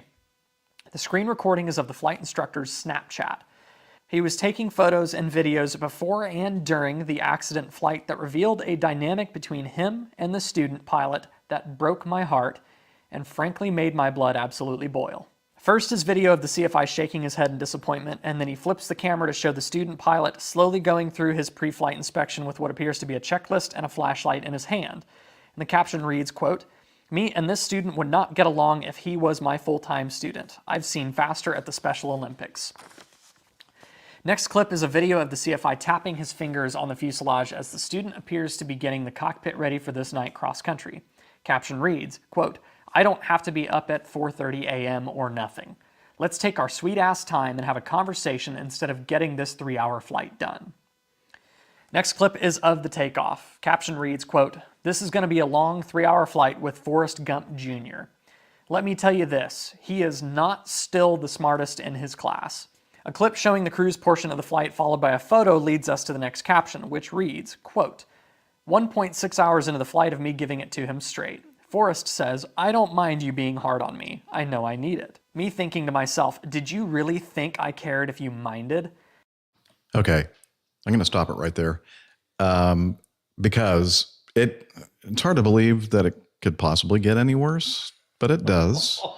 And this guy is just, it really kind of is sickening to hear a professional flight instructor having fun on the social meds with this student who apparently, isn't as sharp as this flight instructor hopes that he would be. You almost feel like he's saying, he's just kind of wasting my time. This guy's beyond help. He's just calling him names and he's so unprofessional. It is very, very disheartening and saddening to watch this, but you need to watch the rest of this because he makes some very, very good points toward the end of it. And I think it's something that not only all flight instructors out there should watch, but everybody, anybody, every human should see this and hear and heed the advice he's giving. And I think it's a very powerful video. I hope that he didn't mind that we played a little bit of it and promoted it on our show. It will definitely be in the show notes, so you need to check it out because it's a very great video that he's done of a person who is just disgusting, really. Yeah, I agree, Jeff. And having been a flight instructor for 4 years, actually against my will, me too, choose to take that role. Once I realized how important it was to my students that I do a good job, I threw my heart and soul into it, and this just what makes me want to cry. I watched it and I was really upset by listening to this instructor's comments. Nobody in life needs to be treated like that. And we all know the special bond you get with a good flight instructor.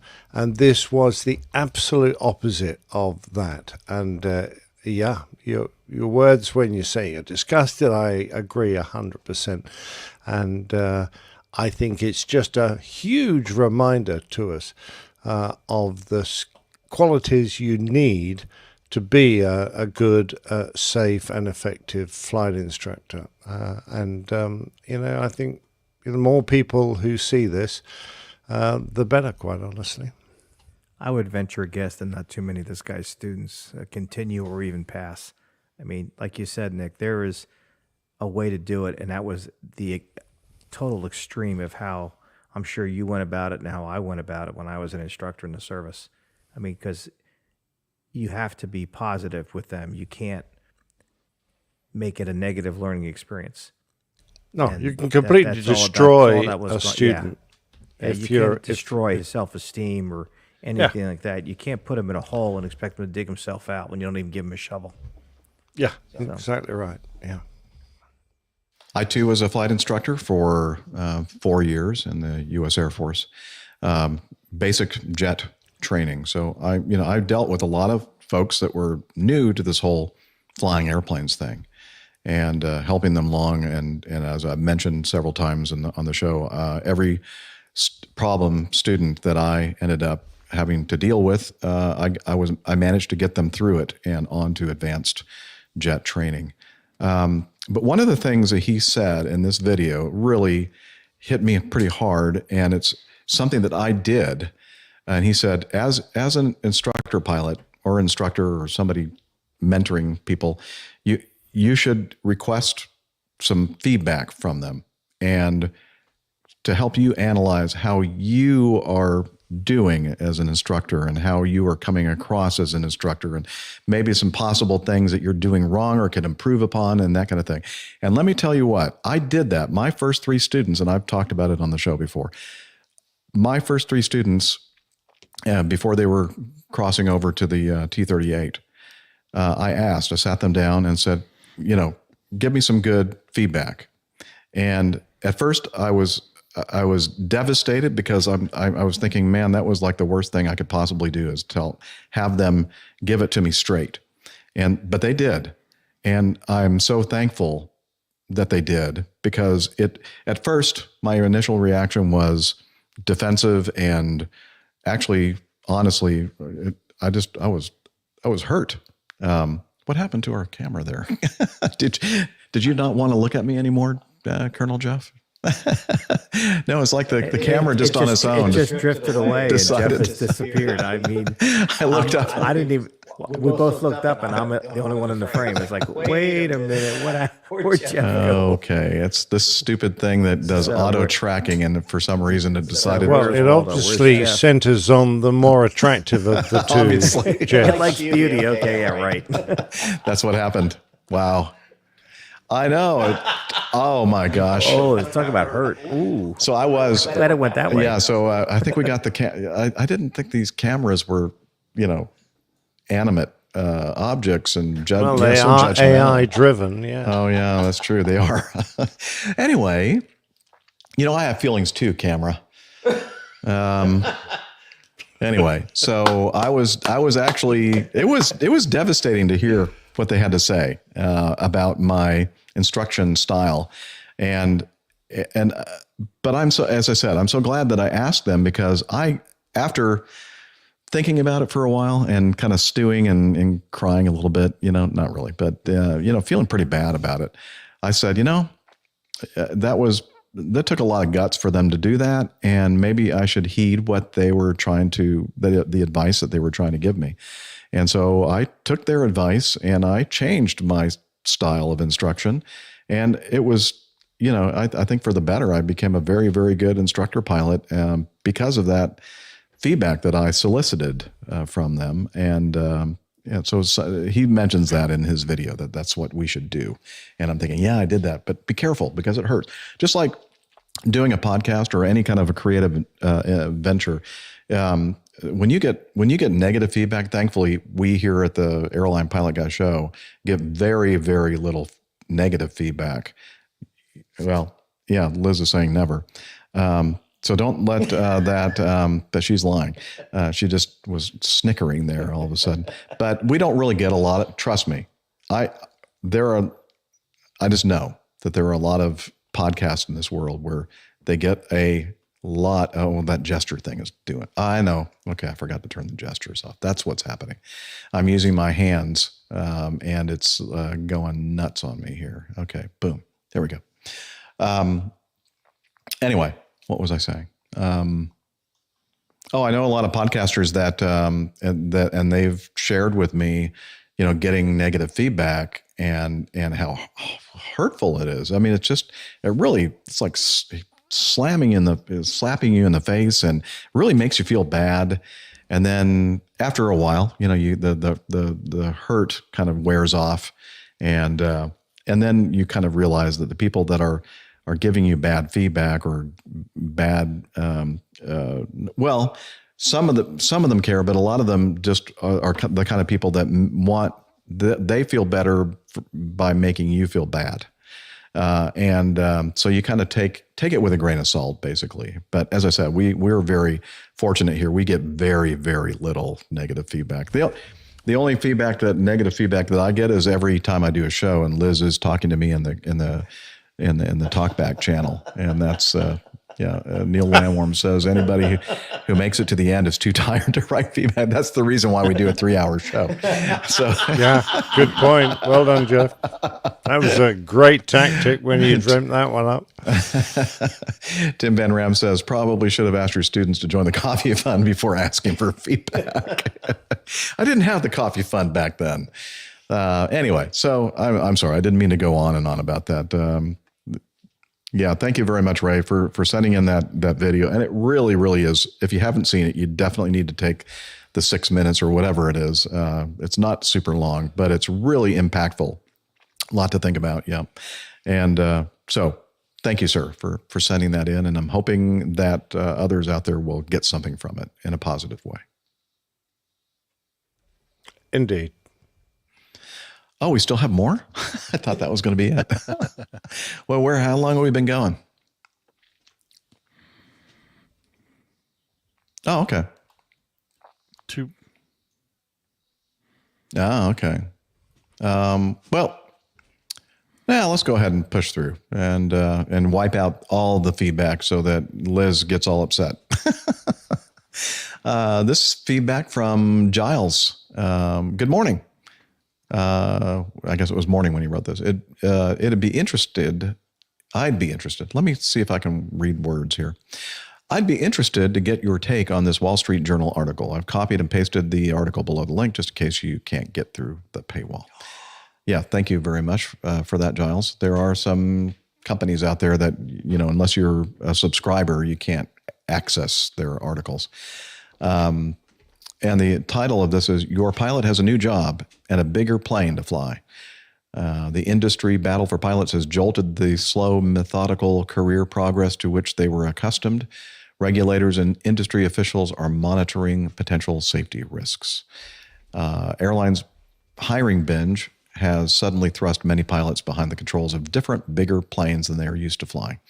That rapid advancement to new cockpit seats is fueling anxieties over whether pilots' newness to certain aircraft could lead to more minor mishaps that go unnoticed by the flying public or with serious incidents and accidents. Nigel is going to have a heyday with your chair, Nick. I'm sorry. It's £2,000 worth of quiet chairs. Just that I'm getting a bit wriggly by now. That Nigel always gives him such a bad time for like the chairs that make noise. Okay. You know what? I can talk to this.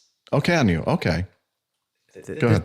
This is really interesting with me sitting here reading as he scrolls through this because I've actually gone the opposite way. So for those of you who don't know, I spent 22 years in active duty flying mostly F-15s. Then I went to a Part 121 carrier, major airline here, legacy airline here in the United States for 21 years. And now I am flying a charter aircraft, it's a small business jet. As I see these other young pilots at my company that I have flown with, you want me to give him a chance to leave before I continue? Oh, okay. Yeah, I heard him. The problem is that, as a captain that can attest, the big airplanes are actually very easy to fly. They do it all for you. They have more automation. They have much higher levels of automation. And as you start in the airline industry, especially the era that like Captain Nick and myself and Captain Jeff started in, it was all steam gauges. Now these guys are flying with glass panels and a Cessna 172. They got GPS. They've never gone point to point. They've never flown green lines. For the most part, everything's the magenta line. But as you get to the 135 carriers, the backyard freight carriers, you're doing a lot of flying, but with very little automation.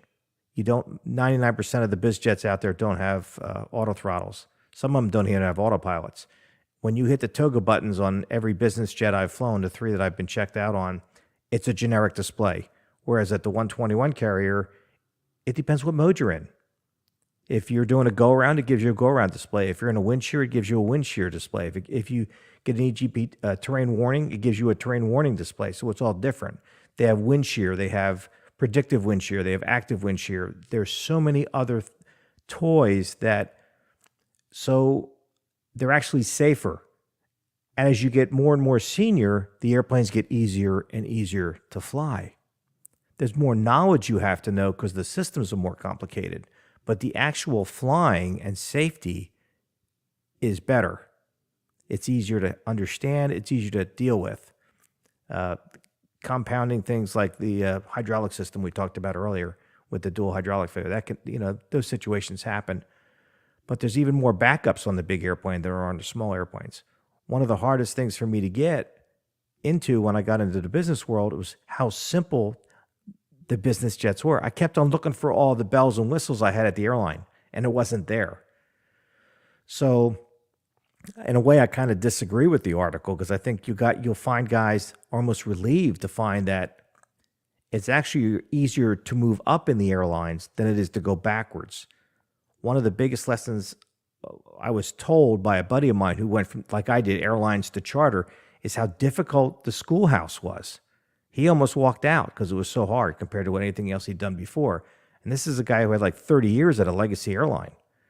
So, and I've heard that from other people who I've talked to who went from the airlines who didn't have as much stick and rudder time as I did, which I think helped me a great deal when I got back into a stick and rudder airplane like I'm doing now. So, yeah, I'm kind of the other way from the article. Interesting to hear your take on it, Jeff. Thank you very much. What do y'all think?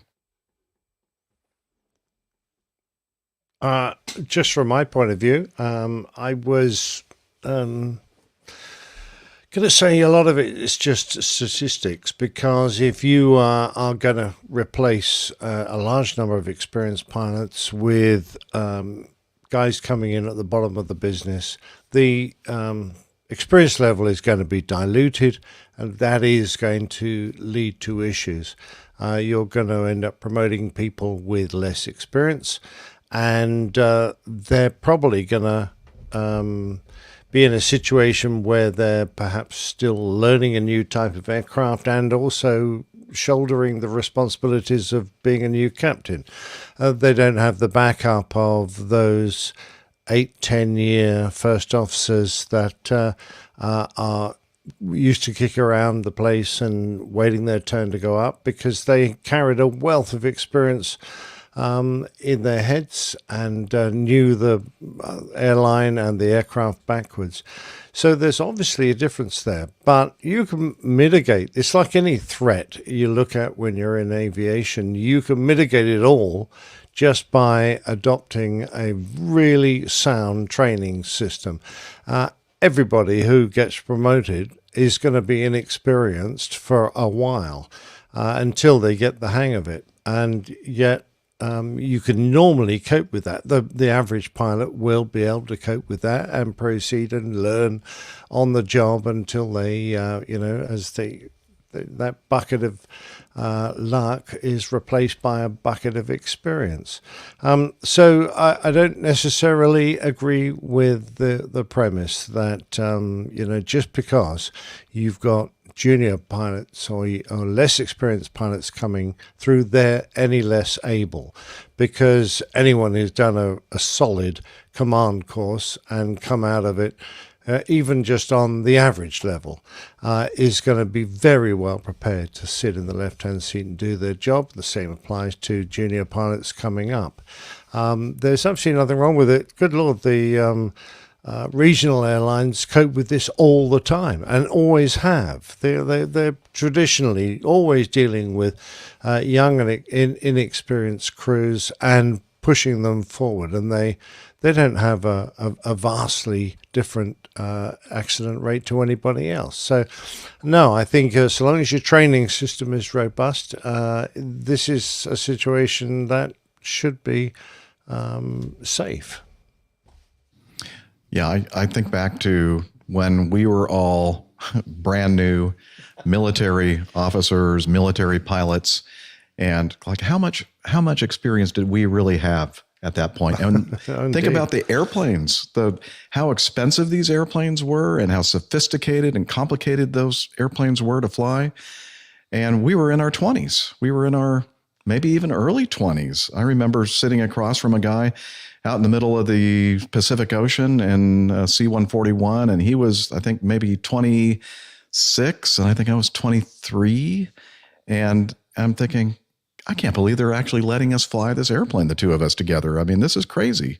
And then much more significant examples, people flying the B-52s and B-1s and with nuclear weapons, and you flying Eagles with, I don't know, maybe nuclear weapons on them as well. Yeah. Oh yeah, we did that too. So I think it's easy for us to kind of think that we were like God's gift to piloting when we were in our 20s, when you actually think back about how much experience we had. And wait a minute, we weren't. No, I'll talk to you later about that after you've had a few drinks. Yeah. Anyway, so good feedback. Good, tell it to him straight, Jeff. Anyway, so I think Nick's saying it's him. Well, yeah, I mean, yeah, he's obviously right. But I agree. I mean, this article, and honestly, I didn't read through the entire thing, but I'm just, as you were speaking, I read this couple of paragraphs here, and I'm thinking, this is really, I don't know why they were using this as an example of inexperienced pilots. They're talking about a Delta 757, a brand new first officer flying, but the airplane was dispatched without a working anti-skid system. And every time I've seen, there have been several accidents at my company and others that have occurred when an airplane was dispatched without an anti-skid system. Like there was a Mad Dog incident in Atlanta several years ago that required an emergency evacuation. And when I learned that the anti-skid system was MCO'd, maintenance carryover, it was allowed to fly without the anti-skid system.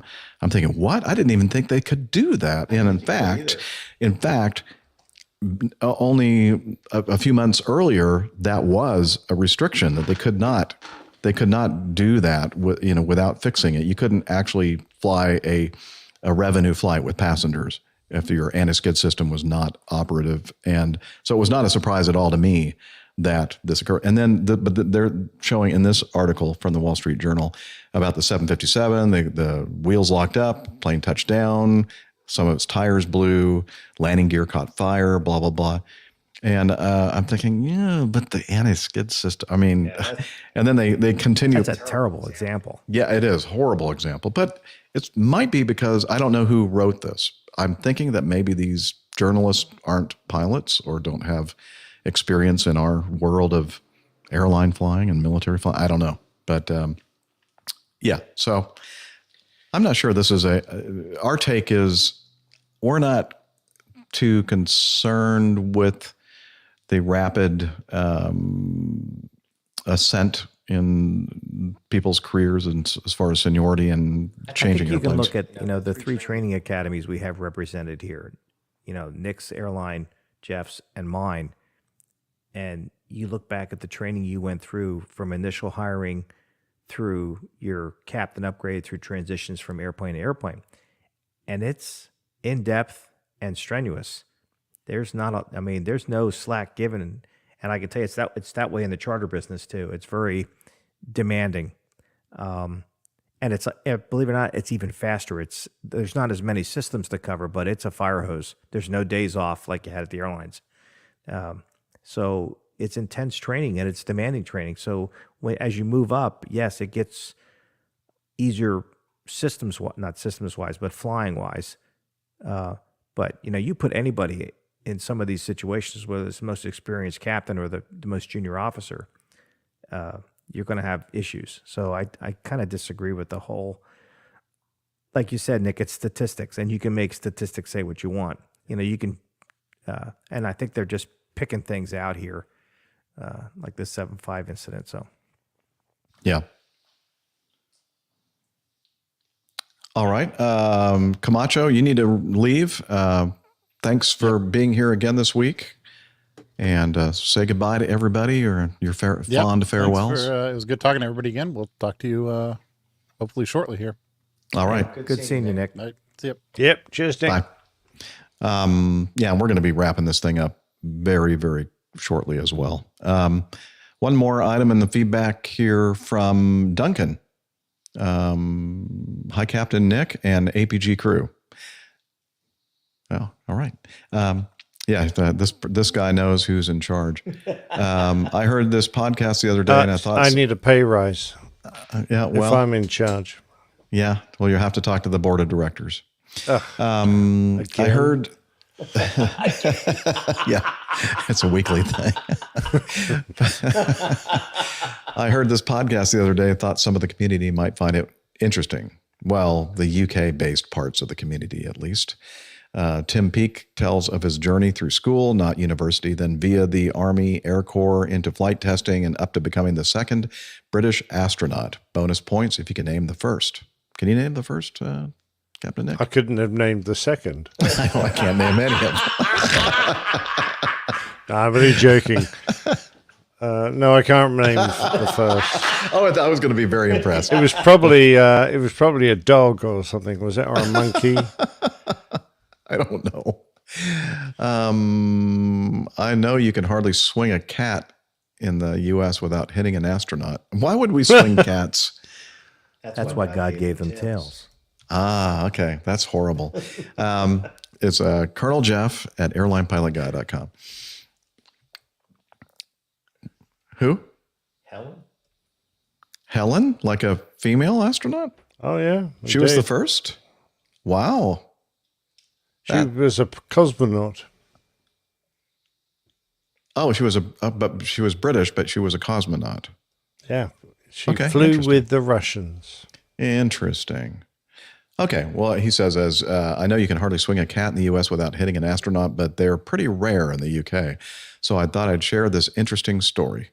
You can find it here, and then he gives us a clip or a link to the podcast, which we're not going to play on the show, but we're going to have the link in the show notes. By the way, in the show notes, if you're listening to we're changing some things, experimenting around a little bit on the audio podcast to get the show notes. If you're listening on your favorite podcasting client device, I'll try to include a link to the podcast there on the podcast page of the website, where you can see all the links to all these news articles and other things referenced here. But if not, just go to airlinepilotguy.com/podcasts, and there you'll see a list of all our podcasts, and just click on it, and then you'll have the full show notes. Okay.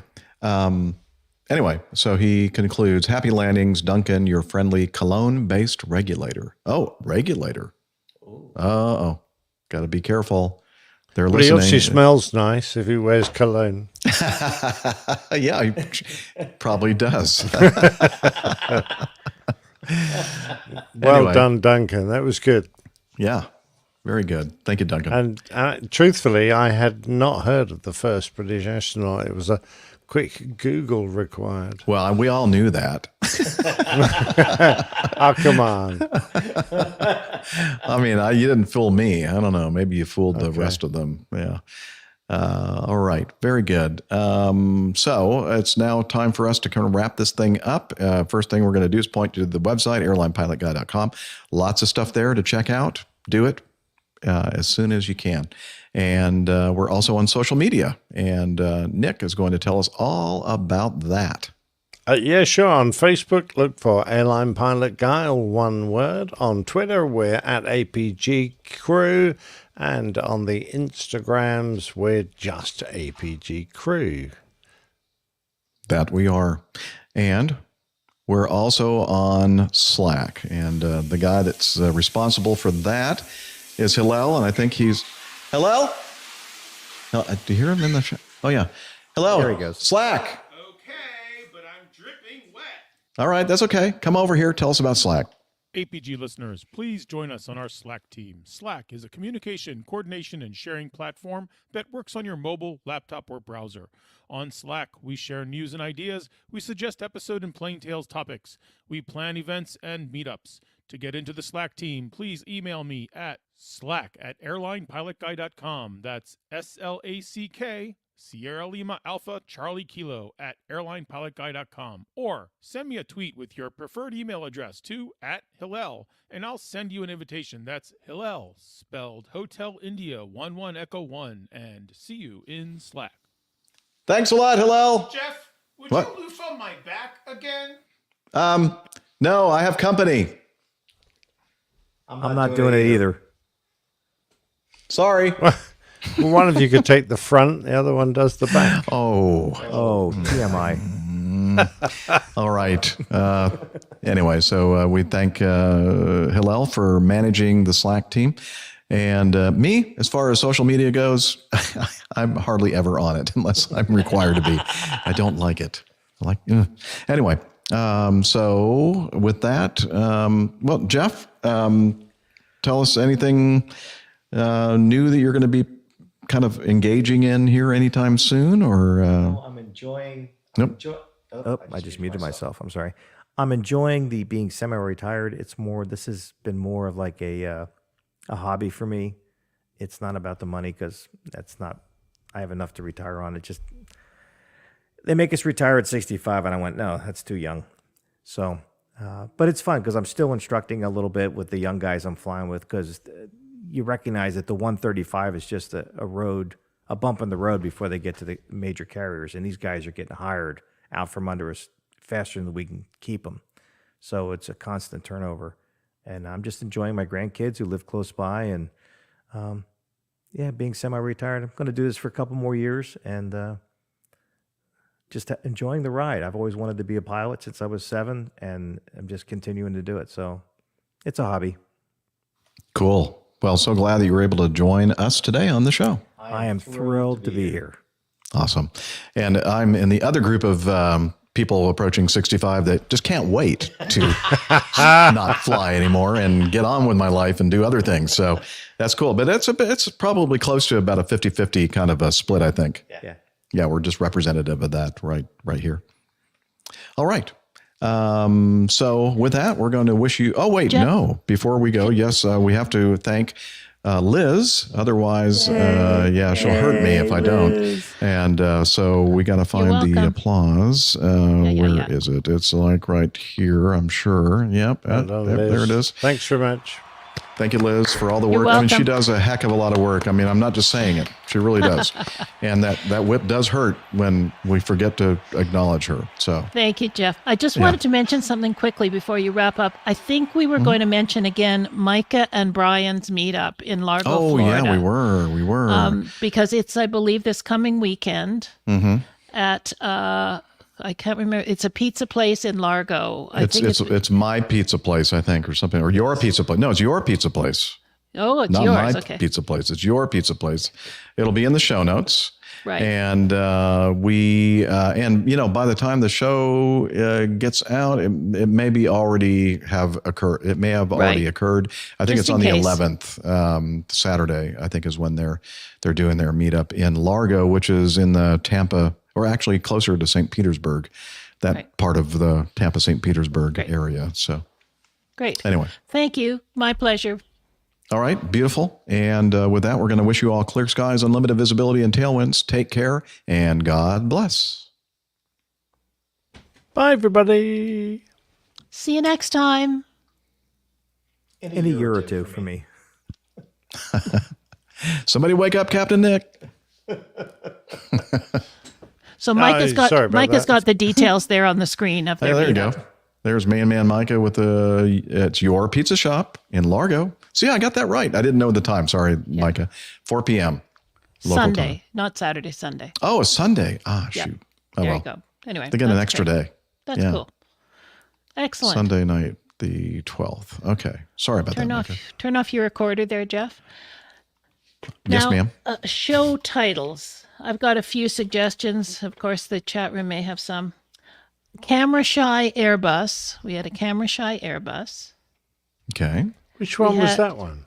That was The the Windows. Titan window, okay, the Titan yeah. windows. We have a high-end crowd. That was for the F1 race, the high-end crowd that was going to the F1 race. Is that just me, or is that Liz's signal?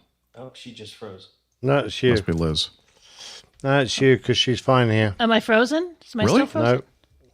No, you're good, Liz. It's Okay. Jeff that's having the problem. Okay. Oh, sorry. Facts. We don't need no stinking facts. Someone was talking about coming with facts. Anyway. I can't hear what you're saying. Sorry. Yeah, Liz, we can't. You're all gibberish. No, I think that maybe it's just the bandwidth here, which is really, really good and high. I don't know why it's doing that. Nick, the other one was Phuket Fadek. Or okay. Phuket Fadek.